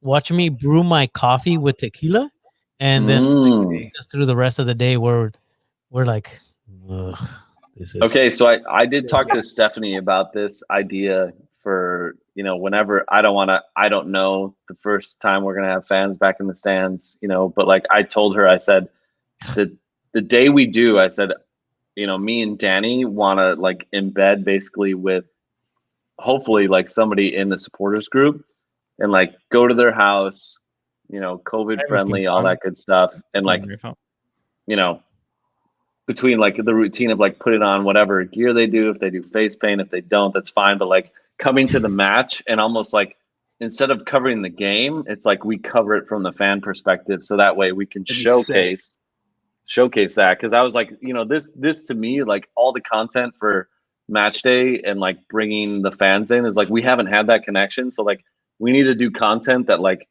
reintroduces the fans into our team. So actually now that, hey, for the people that are still here, so part of the schedule release is we're going to take some players and surprise season ticket holders. We're going to have the players, like one player go to season ticket holder's house, do it on the front porch, thank them for being a season ticket holder, and then hand them the schedule and be like, hey, we just want to give you a first peek at the schedule, get their reactions for it. And instead of doing, you know, like a lot of teams now invest like crazy money. When I was at the Denver Broncos, we paid the agency like 20 grand to do a schedule release video, and it sucked. It was bad.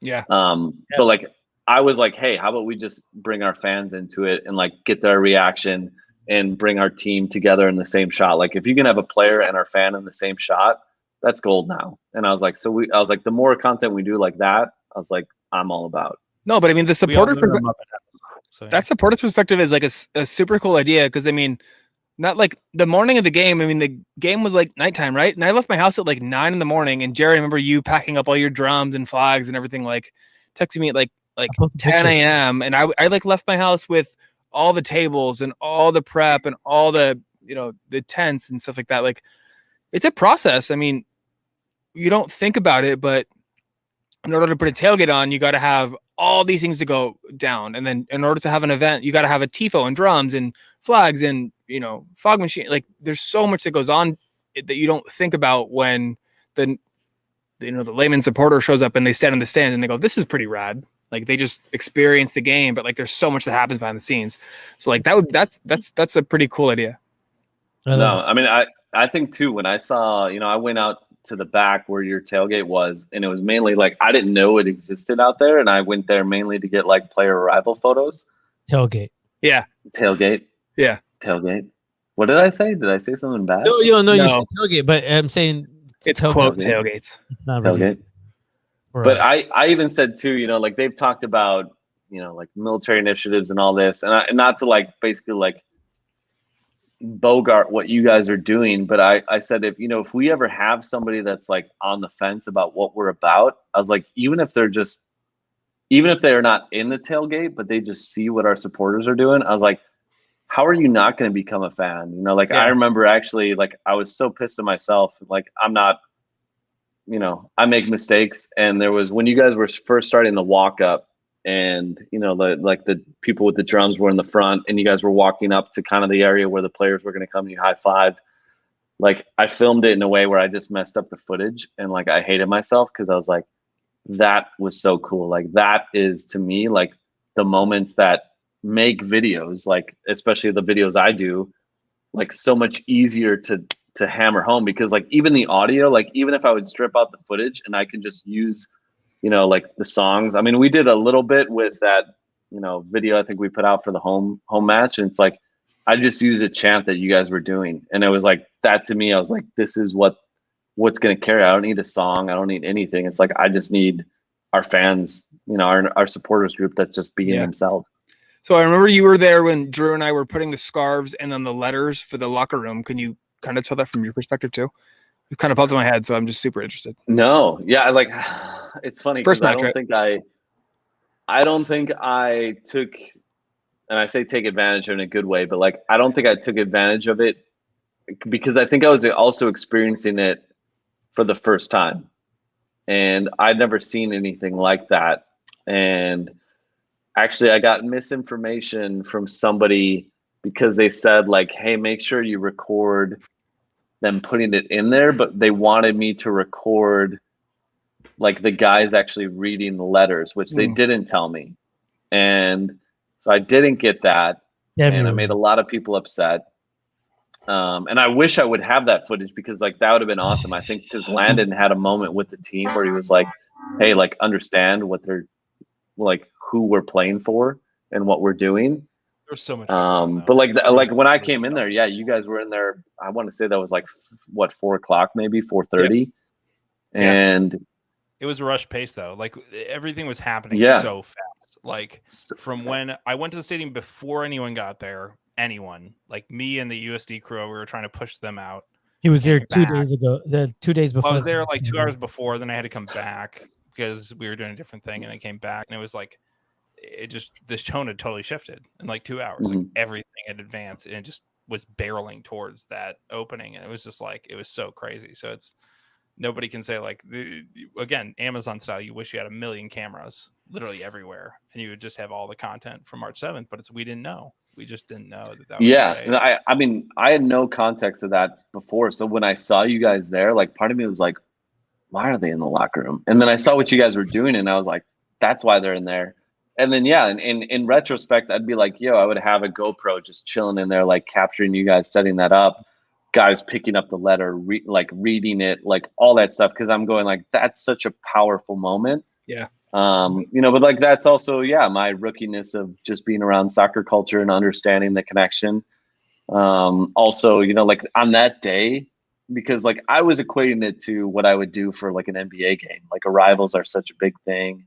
I know soccer guys, like I remember Raul Mendiola was like wearing a suit that made him look like he was a gangster. I was like, oh, his hair was like slicked back. I was like, this is phenomenal. I was like, please more of this. Like Joe Greenspan was wearing like a purple suit. I was like, this is like, all this is great stuff. But like an hour before the match is when, somebody that I was working for at the time, and no offense to that person, but they were like, hey, do you want to talk about the content plan for tonight? And I was like, it's already happening. Like, this is already in motion. Like, we can't stop anything.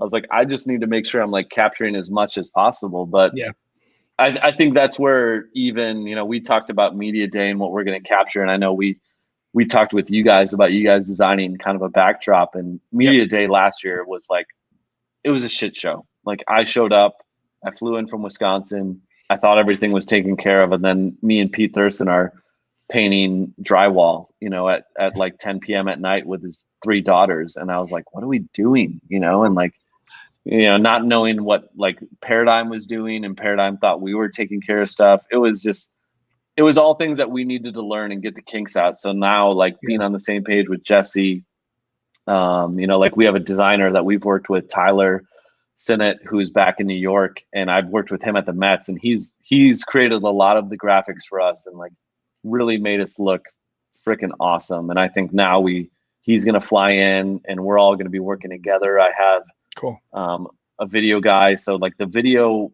for the hype video and kind of the commercial this year is going to showcase.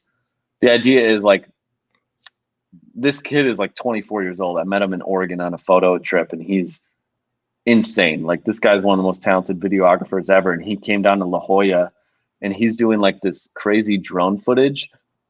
And it just like it implanted in my head, and being here, I go like, yeah, San Diego's as much as the coastline as it is El Cajon, as it is Chula Vista, as it is Vista, like all these things. And I was like, no offense to anything that happened, before with the commercials and everything, because I think they were good and they followed the plan and executed well. But I was like, it was kind of like the bubblegum version of San Diego.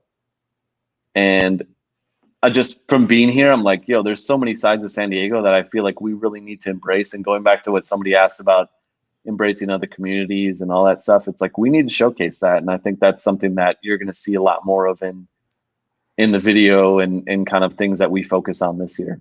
One of the things that I was recently on a podcast, and it's going to be coming out pretty soon.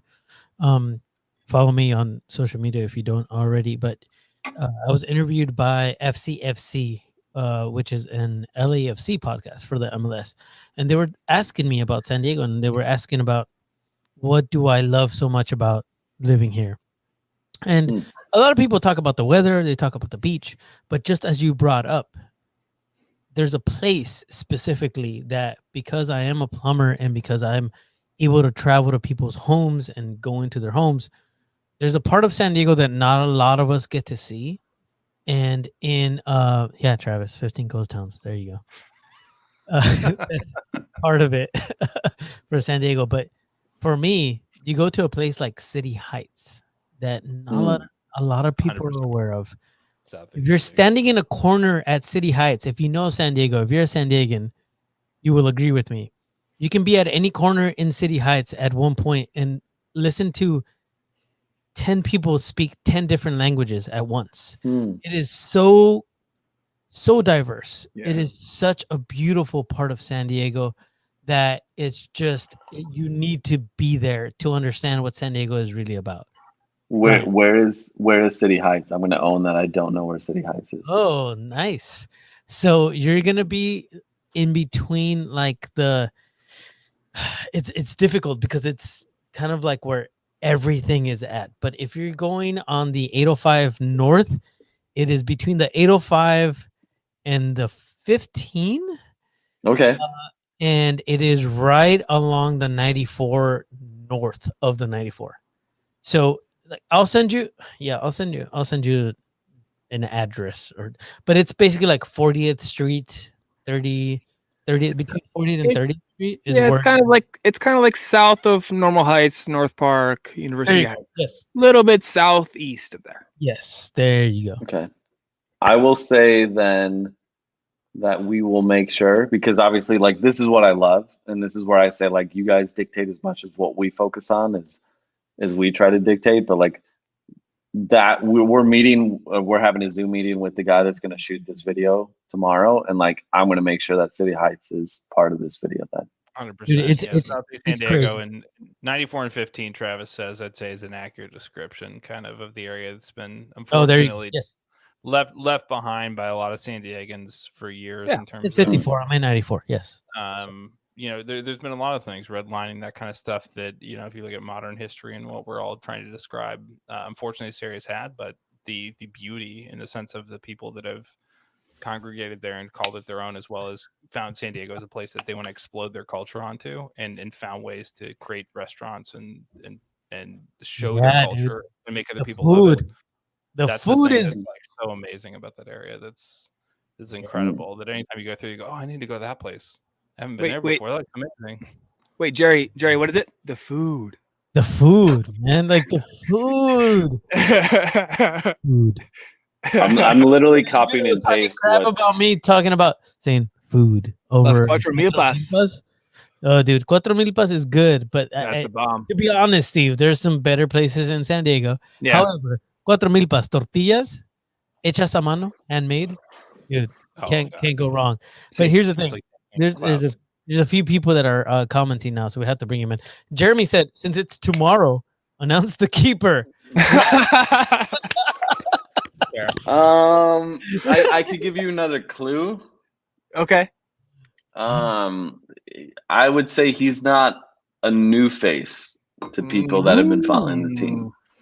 And I think this is I will speak to this because I feel like me and this person connected very well. Like, this guy is motivated beyond belief to, like, not only be on the team this year, but, like, I think he's going to push Trey Muse beyond belief. Ooh. Like, and it's going to be in a good way.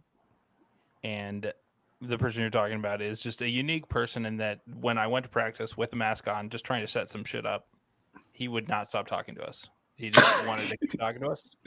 I love that guy. I think he's just one of the best people. So I'm so excited to see what happens. I don't want to blow any smoke, but I think it is. No, dude. Like, here's the thing: is I think with that being said, like, a lot of us already know and have been waiting for this to be Just announced. follow So, Sandy Swans.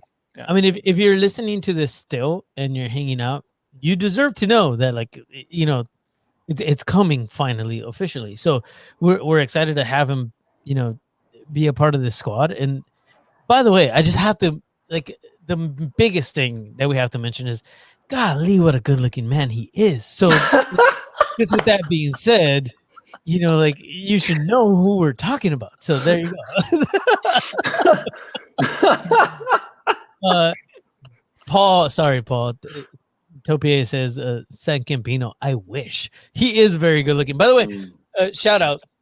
I don't know if anybody caught the wardrobe nice. wardrobe Yeah. change. I know. I don't usually wear this, and everybody in LA right now that likes me no longer likes me because I'm wearing John Kempin's. You know what? Speaking of Kevin's character, like, I will say this: like, that guy is a gem because I texted him. I want to say within minutes of them winning the MLS Cup, and he probably got a photo back to me, the photo that we posted or shared, you know, like, within like 5 minutes, and I was like, this is unheard of. Like, that doesn't happen. And I think, you know, he was somebody. I would hear this a lot because, to be honest, like, when our guys warm up, like the regular guys, like our goalkeepers are like already starting their workout. So, you know, I think we can all agree, like, guys stretching is not a very exciting thing to showcase on social. So I was like, yeah, you guys are just stretching or like kind of doing like simple passing drills. Like, I'll go by the goalkeepers. And it was weird. I feel like goalkeepers, I don't know, on like most social teams, like maybe they just avoid the keepers. But like, I would hang out a lot with like Matt Hall, Kempin, Austin Guerrero, Jake Fenlinson. And I think like they would even tell me, they're like, nobody ever usually covers the keepers. And I was like, why not? Like they have like, they're like, today actually, Matt Hall even said, he goes, I think we need to create like a goalkeeper loyal account, just GK loyals. And just like, and I was like, don't even tell me Jerry. That. I was like, I will Oh, start that out. Dude, I'm pretty sure Tony from Two Balls on a Mic owns that already. He already has it. Yeah, he already has that.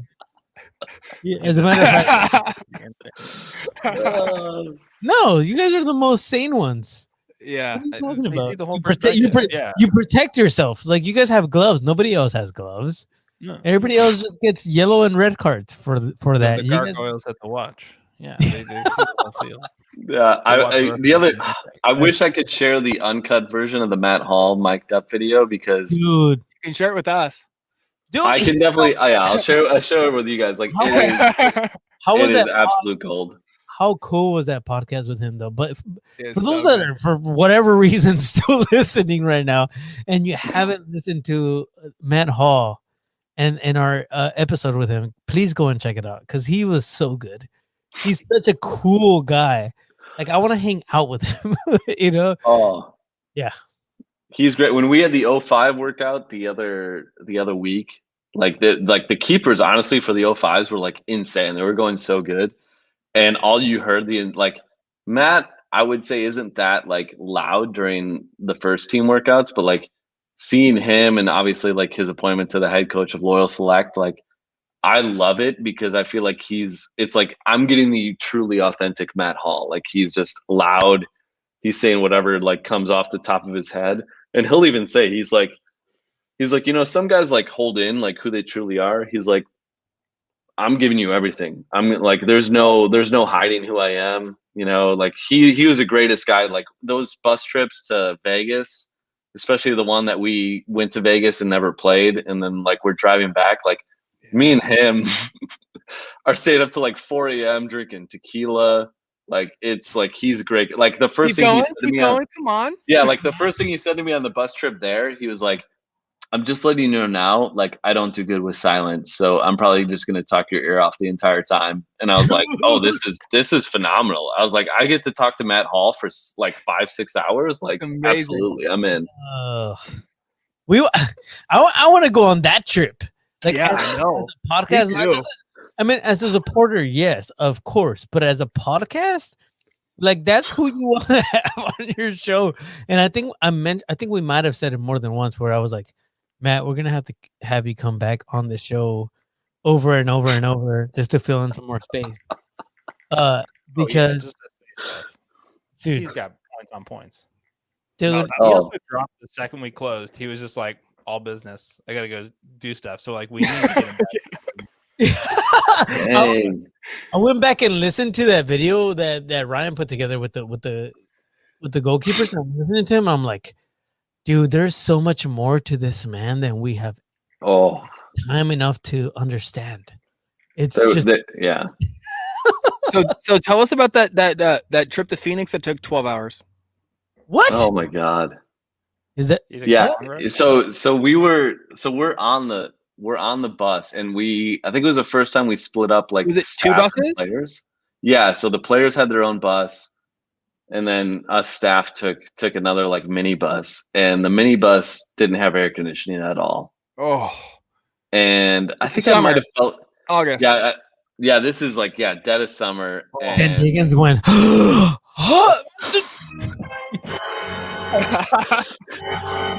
yeah. Oh, big time. And like, so I think I'm talking to Matt. I want to say I pass out. I wake up and mind you, I've been in like MRAP vehicles in Iraq that like don't have air conditioning. It gets 140 degrees. And so like, I love Jesse, my boss, like he's great, but like he'll be real when he's like, I've had enough. And so I wake up and I was like, damn, I'm sweating. And I was like, it's really hot. And he's like, if Ryan says it's really hot, it must be really hot. And he's like, oh my God. And he like kind of starts like freaking out in a way. And I'm like, it's gotta be like 90 degrees on this bus. And finally like Landon pulls a plug and so like we pull over on the side of the road and we all like get into the player bus. And we get like, we're about maybe 20 minutes outside of Phoenix and they shut the freeway down. So it takes us 2 more hours. What would take us like, I think it actually might even took longer.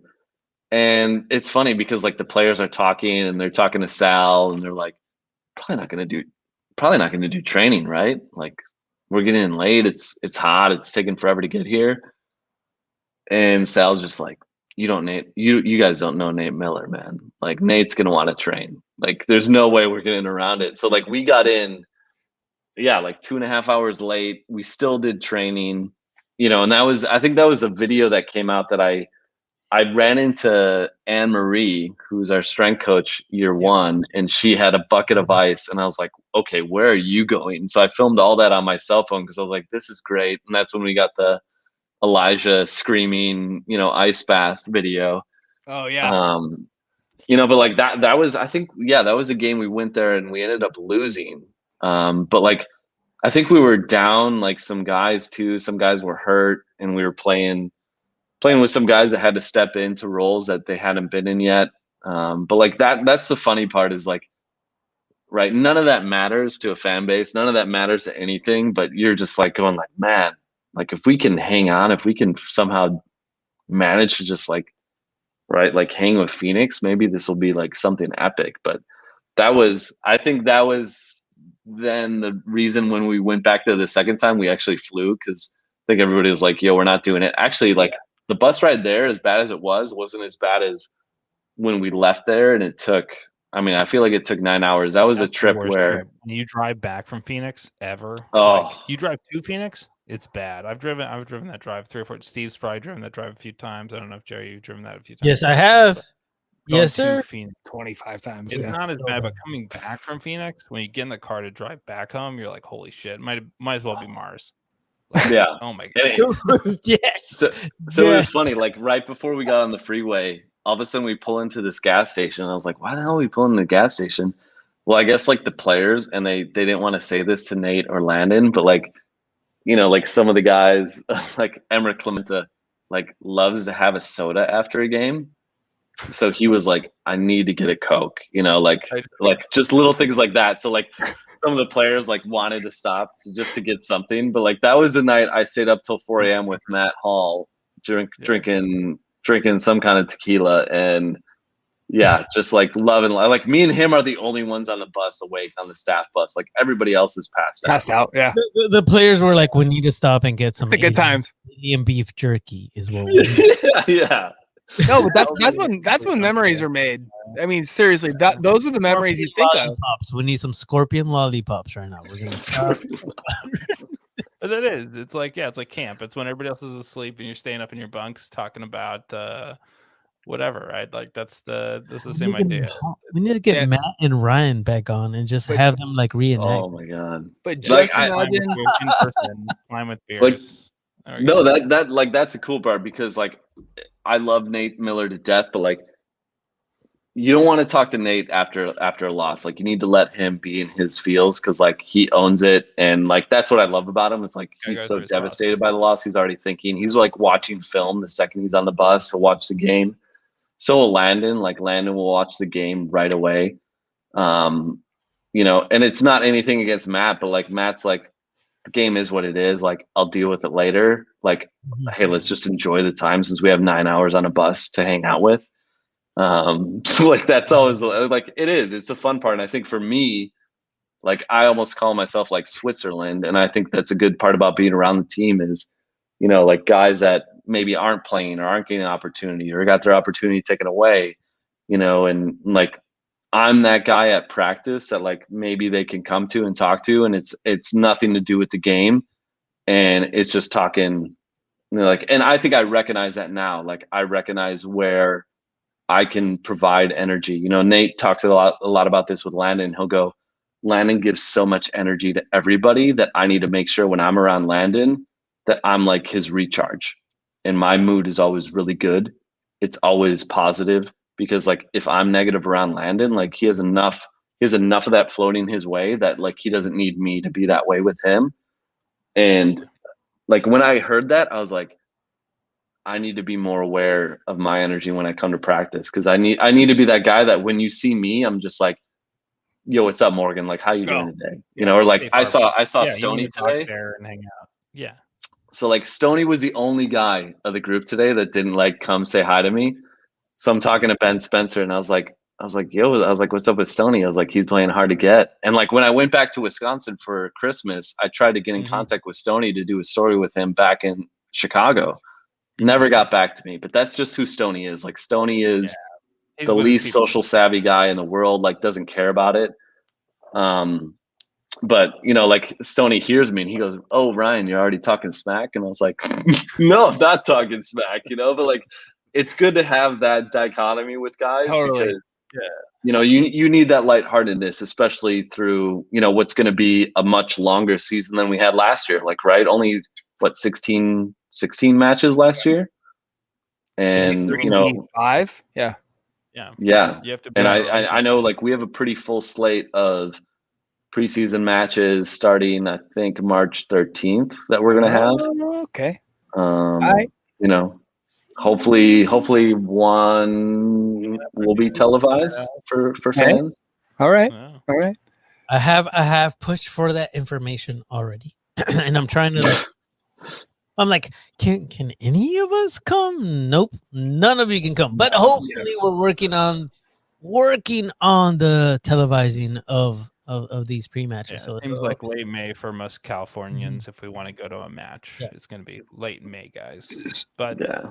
we can But watch. We can get engaged. yeah, But I think that's a cool thing from like a social side of things. Like I remember when we went to Salt Lake for the opening match, and I had zero context of the feed going out. So I get a text in like the 70th minute, and it's Ricardo, and he goes, "Hey, can you go live on your phone?" And I'm like, I look at my phone, and I'm like, what the hell is he talking about? Died. Yeah, and I was like, like after the fact, I heard that the feed went out, and I was like, Ricardo, why didn't you tell me the feed went out? I was like, all you texted me was like, can you go live on your phone? And I thought it was just like, you get enough texts of people telling you how you should do your job, and I appreciate that, but like I love the context of like, tell me the feed went out, because then I know like the value in going live. Yeah. But I think there's going to be some element of that, that we hopefully can, it might not be the HD quality, but like I want to make you feel like, hey, maybe this isn't a live feed that we can watch the game, but like I want you to feel like, wow, this feels like a game day and this is unique. I'm in the locker room, or whatever we can show with COVID rules. Ricardo is kind of the one that's up to date on all that, but I like to try to push as much as I can to show as much as I can. Yeah. you have to. I think it's part of like bringing us in and telling that story, right? Like you have to have that feel of, hey, we're at home. We can't really hang out with the people that we're supposed to be hanging out with. We may be in the stadium at some point in the season, but who knows? And until that point, how are you going to bring us into this? So that's like super duper important. And I appreciate you creating doing new that. ground. What's that? Yeah, it's new ground. Like, Oh, well, this yeah. ground hasn't been explored, right? Like minor league baseball, like everything that's not like soccer is being expanded in this country constantly, right? Like we all talk about like, hey, we want to be here, and that's because we all are aware that we're part of a lure, right? That's bringing in what the next big chunk of fish or whatever the next catch is. And it's in reams, as San Diego fishermen here, we're always kind of bringing in different casts of what we bring to shore. But I think that it's hard, Jerry. Like it's hard to say like we're gonna always bring in something that's substantial or not, right? But like that's why we watch. That's why we care so much. Is like when there's a fish on the line, and you're like, holy shit, I'm here, and it's tugging hard, and I'm part of this. And so. Like Ryan, I appreciate you always pulling back on the other end of the line to let us know, like, hey, we're here, and like the fish is real. Like that's what's been really cool. I think through this whole period is bringing it back to Wisconsin lake fishing. Exactly. No, I think that's a fun part of like what we sort of have realized with like even teasing announcements, like the energy that we find with that. Like the second I can tease an announcement, I'll like text Jesse and I'll be like, hey, can I like tease that we're going to announce somebody tomorrow? Like, and I think like we find that with the players. So like even Nicky Jackson was like, oh my God. He's like, I got so much love from like so many of the fans. He's like, I already feel like I'm there. And like that to me is like, that's where I go, like, this is where this place resonates with them. And I saw this with South Bay Lakers with like a lot of our players, and they would go, this is the best place I've ever played. And like we did a Zoom actually over the holidays, so this was over a year ago, not these recent holidays, but the holidays before. Or no, sorry, I'm mistaken. It was still COVID holidays. And we had a Zoom with like our 2017-18 team. And this is like Alex Caruso, Thomas Bryant, like guys that have been in the NBA and like have gone on places, and like the last thing they like in their mind they would want to do is like a Zoom with like all their former teammates from the G League, but like they loved it. And they were like, they were asking like my buddy Rohan and me, they're like, yo, where are you at? Like, Ryan, you're in San Diego. We were working for a soccer team. And it was like, that I feel like is exactly what Landon is building here. And Nate and, TD and everybody that's involved in this is, it's cool to see Andrew. I think it helps, like, the fact that he's, a guy in his 30s, and it's so funny to hear him even comment on my stuff. And he's like, Ryan, he's like, I kind of want to get you a gimbal because he's like, I see some shake in your videos and I kind of don't like it. And I'm like, I'm like, where do you have an owner of a sports team like producing like videos? And I'm like, I love it though. Boss is like giving you shit. Yeah, he's probably being like, Ryan, gimbals. Yeah, and I'm just like, oh, like this is good. Like it just shows me like, right, like the bottom line is people care, and it's just like the same thing with like fans. Point, yeah. Andrew, chill the fuck out, dude. Like, hey, Andrew, I know you used to be a DJ, but that doesn't make you a fucking professional cameraman. Hey, all right, he flies the drones. That's true. That's true. He was the first guy to fly a drone at practice. Oh well. Hey, hold on. This is a freebie for you. You don't even have to pay me. Here, you ready? DJ Wired. Oh, don't laugh, dude. He has to cut that. It's a free drop. That's a free drop. You can cut that in wherever you want. No, I love it. But I'm just kidding. I think that, like one of the final points, dude. Like, here's the thing: is like, Ryan, you're talking about technically the owner of this club and like what what this club is about, and it's just, yeah, dude. It's so good that we can, joke around and talk about some of the people that are within this club and they get it. Like, we're joking around. When it comes to being serious and growing what this is, they understand it. But like, you can still ask them for things. You can still say, hey, this is not cool. And they're willing to listen. Like, that's where it's a big difference from what you're used to seeing in most clubs. And I think a lot of people don't get that, how like blessed we are to have a club that we can actually communicate with, that we can actually say how we feel about certain things, that are willing to open up to like, hey, we're going to film this. Is this okay? And then it's going to be fine. The league as a whole has a long way to go, and we still have some work to do there. But as supporters, Ryan, to kind of bring this all the way around, how do you feel like we can contribute to what you're doing in your everyday? I mean, I feel like the energy you guys give is, and the gals, I won't say just guys, because I want to know, like, there's a bunch of ladies out there that have been really great with this club from the get-go. But yes, I think it's just, the energy that you guys put in, we don't take for granted.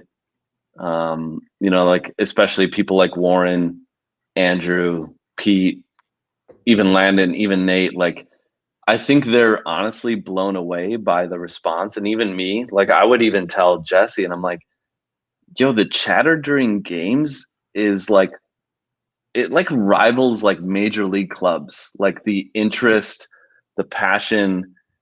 And to me, like, I know it might be boring to say, like, just continue what you guys are doing, but like, to me, don't underestimate, like, and this is what I do. Like, I don't care if you had 10 followers on Twitter. I don't care if you have a private Instagram. Like, if you're sharing our stuff, like, it's a heartfelt, like, thank you every time. And I think that's why I want to make sure that the handle favorites it, or it just like responds to it or comments on it, because like, I really feel like you guys don't understand the impact that you guys have on what we do, because like, the front office chatter is like very much dictated by like, hey, well, I saw like a supporter say this, or I saw somebody say they wanted to see this shirt in our team store, or, like anything, little things become big things. And, it's tough sometimes when you're in it, and like, right, when you're a startup kind of company and a team,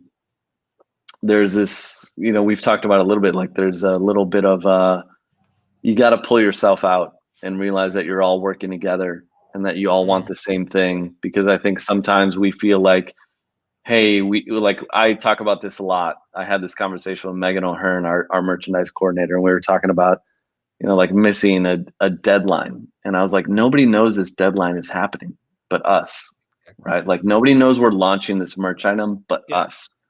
you know? So like, as much as we want to get it out, like, let's just make sure it's good.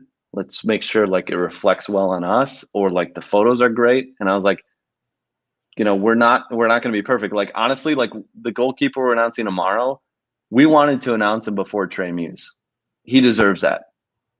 Like, that's no knock on anybody in our organization, but like, that guy deserves to be announced before we announce a lone goalkeeper. And it's nothing against Trey either, but like, that's maybe me speaking from myself. But, you know, like, there's a lot of things we have to pivot on in the moment. And I think, you know, it's the same thing I tell our staff that I'm telling you guys. It's like, don't underestimate like the littlest things that we do for each other, because they make an impact. Like, they make such an impact. And I think if we are able to pull ourselves out and just kind of realize the value we're giving each other, like, we're gonna keep taking this to some place that is gonna make a bigger impact. And we see it with even the sportscasters right now. Like, we're not getting maybe a lot of love, but like, we're starting to get a little love, you know, from like, I know there's 2 guys, and I wish I knew their full names off the bat, but like, I'm starting to see them cover San Diego Loyal in this city. And that's cool to me. And that's where I go,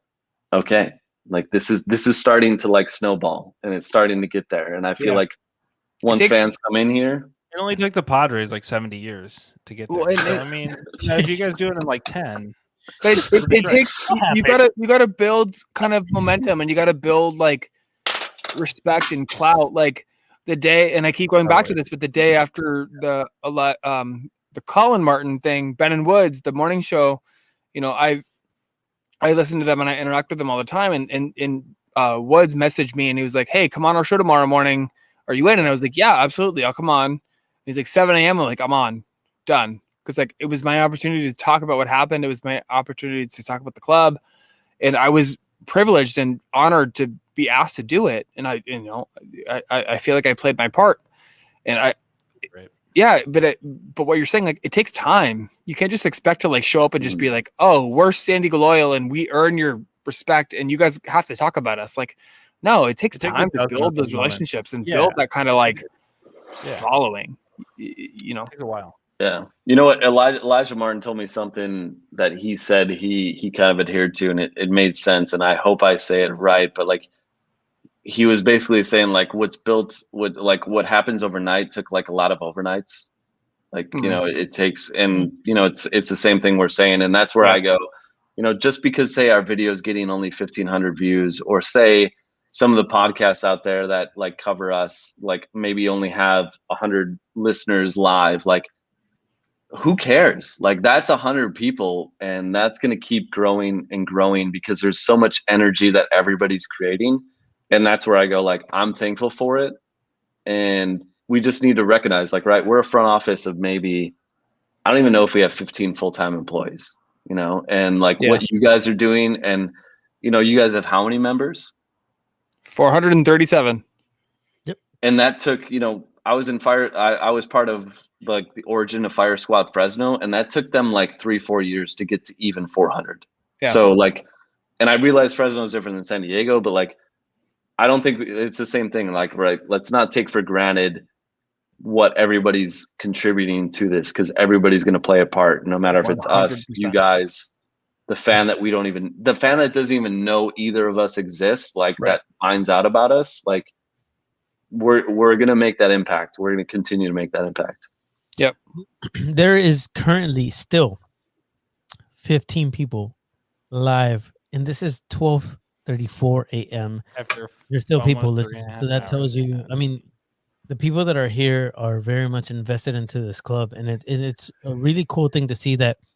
You see, and Ryan, you know, pretty much probably all, 20 of us that continuously bug the crap out of the club and continue to tag the club. And so it's one of those things that's it's beautiful, because those 20 people can make and grow this into, hundreds and hundreds and hundreds and thousands of people, and fill up the stadium that we'll eventually have.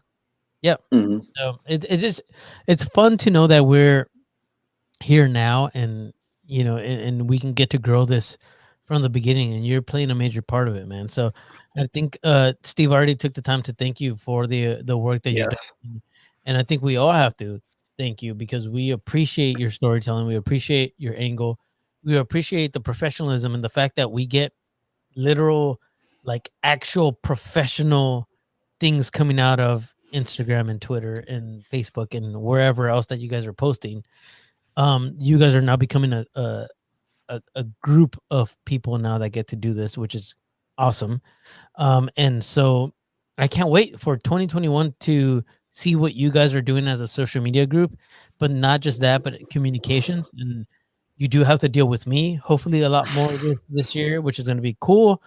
But like it's great. I know Drew has been very much involved with this club from the beginning, and so like Drew, I kind of want to get your angle, man. Like you're seeing this grow from a point where it was really nothing, and now you're seeing people like Ryan come in. Like, how are you feeling about this? Does this feel pretty freaking good now that you know that they're representing us properly? I think it's interesting for Ryan, especially. I think I understand his position as somebody who's lived part of his life in the sense of knowing where he's come from physically in a geography place and the culture that comes with that and what he's brought to this organization just through his upbringing and you know, knowing that past. It's a shared common history we both know of Wisconsin and kind of what people there mean and kind of sports and what it means to the fabric of society there and how it's just different here in San Diego in some ways that I've always envied that. There's certain parts that when I lived there that brought me home. That was the one shot I would see on a Sunday night. I would see San Diego's skyline. I would cry as like a 12-year-old because that was the only connection I had to the city that I loved. And I think Ryan knows that, you know, in terms of just the connection you have to certain metropolitan areas. When you're there, you think, oh, I'm here. I'm thinking about Bucks. I'm thinking about Brewers. When you're in Milwaukee, when you're in Green Bay, you're thinking about the Packers. Yeah, it's just the way the state works. San Diego's got that undercurrent. It's got people who have that heart. We just haven't been able to express in a way that feels earnest because we haven't had people who have paid it off. Today was a great, honest thing for Padres fans to feel that way, that our faith has been paid off. Yeah. I think loyal for every step, Andrew and literally every member of this organization, not just Andrew, but all the way down, has done a great job of paying off our faith to say this is worth it. What you're putting in is worth it. And I think Ryan, to me, and every member, him, Jesse, and now Danny as well, is making it seem like it's worth it. Everything we do, the humanity that you bring, and beyond, as Jerry said, there's the professionalism on one end, the beautiful work you're doing that makes it seem like, hey, we're not professionals. We can't do this work. You're incredible at what you do. But on the other end, to say, we're also human. We also see you. We also meet you where you're at. And we feel where you're at, even though you can't do what we do. We know exactly where you are. You can't Photoshop Messi into a jersey. That's what I'm saying. Yeah. But you meet us there in that moment. And so to have both of those realities be the same, as you said, it's not the same animosity that's in other markets. It's this beautiful kind of spring we're sitting in that for anyone, not just everybody on this, not the four of us on this call, not anybody commenting here who's staying up with who you're the best people, but like anyone who's listening to this, like just come in, like you're part of this, like jump in and we're all here for you. Like fucking group hug. Yeah, we're on the tide. No, we're all a bunch of crabs rocking around the table. Jump in with a bunch of crabs. No, to be honest, and I feel like there's that like Mark Lynn music guy. Like it's funny to see like anytime there's a new fan that comes in or like says like, hey, I'm like, I just found out about this club, I like them, and like we see our fans like send them gifts and all this stuff of like welcoming them in, and I'm like, that's awesome. Like that doesn't happen at a lot of like sports teams, and I think that's where I go, yeah, this is more than a sports team. And I know it's cheesy to say that, but it's like that's what I think all of us want this to be. We want it to be, you know, like I want the energy that Steve has with a megaphone at like hanging out at like apartment complexes with Padres games. Like that's what this hopefully is going to be, you know, in the years to come. And that's the energy I love. I'll get the megaphone. I'll do it right now. We'll be there. No, always. No, that was a blast. But yeah, I hear you, and I love that. I love it. The point is that we don't need the megaphone for that energy to be in the stadium when we're all there. You know what I mean? Like we don't need that loudness because we're all loud. So that's the hope. Very true. Just Very put true. Yeah. some romantic music in the background. Serenade us, Jerry. You were in a band. Come on. I'm just playing Rihanna at this point. There ain't anything much sexier than Rihanna. Other than Drew. Look at Drew. What is he? Okay, never mind. What was that? I was not expecting a hood to come out of that. Oh, I love it. I love it. All right, we gotta call it, guys. It's almost 4 hours. Ryan has already blessed us way too damn much, and No, this everybody has been great, guys. everybody in the office right now is probably like, Ryan, what the fuck? No, I think people worried. Jesse was like, Jesse sent me a GIF when he told me like you guys were setting this up and I was gonna be on this, and it was just like him eating like a big gigantic bag of popcorn. And I was like, oh god, He's one of No, the Jesse held us till 1 a.m. too, right? Yeah, dude. Yeah. Well, Yeah. At the end of the day, like he's, this is his escape from his two boys, and trust me, I know that he's probably still on right now, and if he's not, he's listening to this early ass in the morning because that's what I do. You boys. So I know. Ryan has a big release day tomorrow. So I have the voiceover done. I have the voiceover done, but I need to layer all the video on top of the voiceover. So it's all good. Honestly, like this is a motivation where I'm like, I'll get up at like 6 a.m. and just knock this out. What's your chosen at this? Yes. You guys using Premiere, using Final Cut, use both? I use Adobe Premiere. So it was funny. I used iMovie. Don't judge me, but until I got to Lakers, and then I used Adobe. Nice. It is the greatest way to learn how to cut a story because you don't have to worry about magnetic timelines. Like iMovie is a great way to get in. Anybody getting in, don't let anybody mock the shit out of you. You can make some beautiful stuff with iMovie for sure. Oh yeah, dude, I did it for years.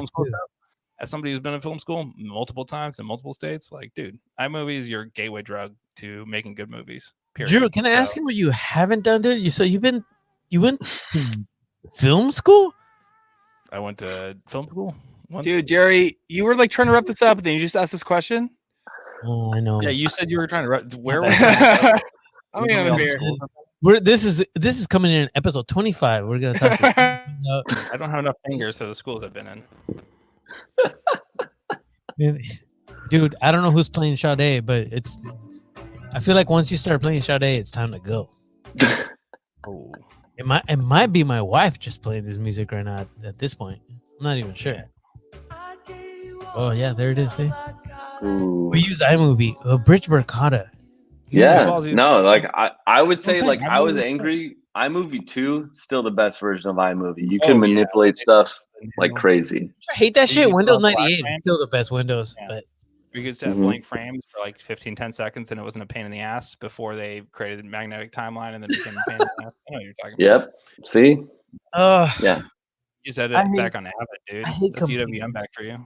UWM was like you learn how to edit in Russia. That's how you learn how to edit. That was UWM.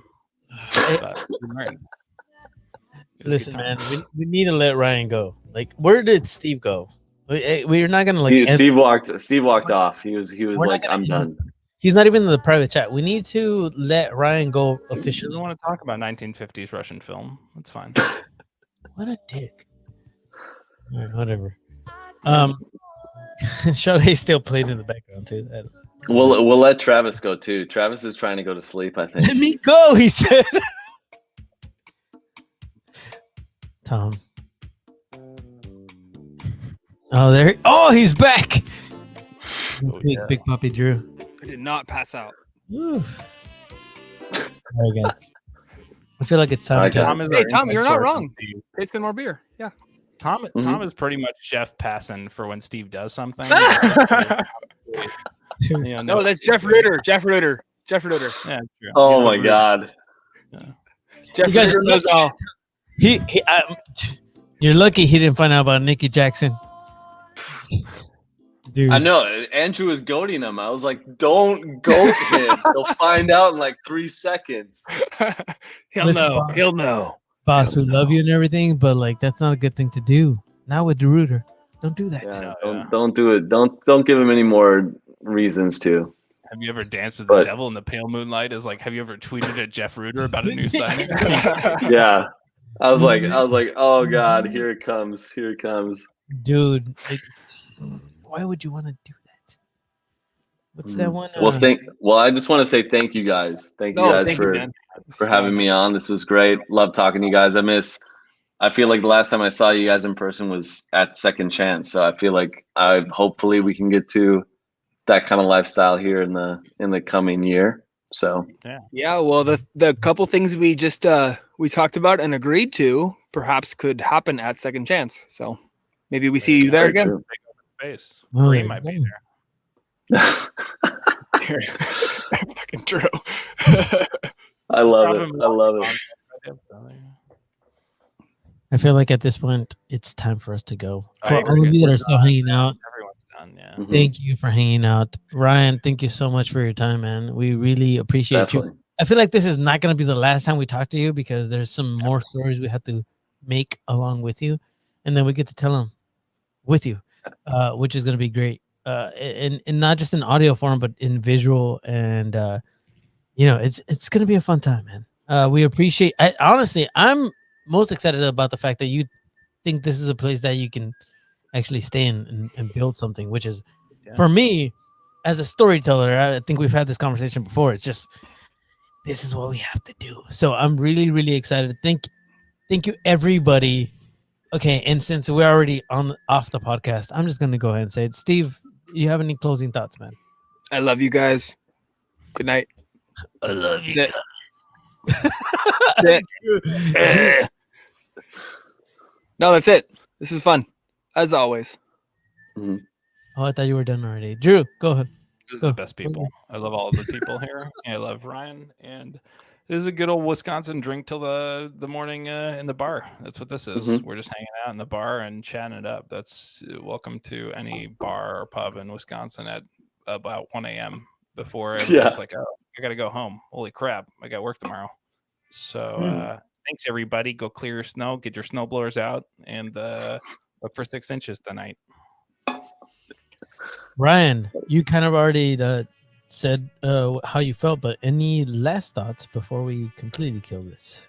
No, I would say just till next time. I think year 2 is going to be it's going to be just as adventurous as year 1, but hopefully with a lot more wins. And as Jack Blake told me, he said, I came here to raise a cup. So I think that's what we all have to hopefully look forward to. Love that.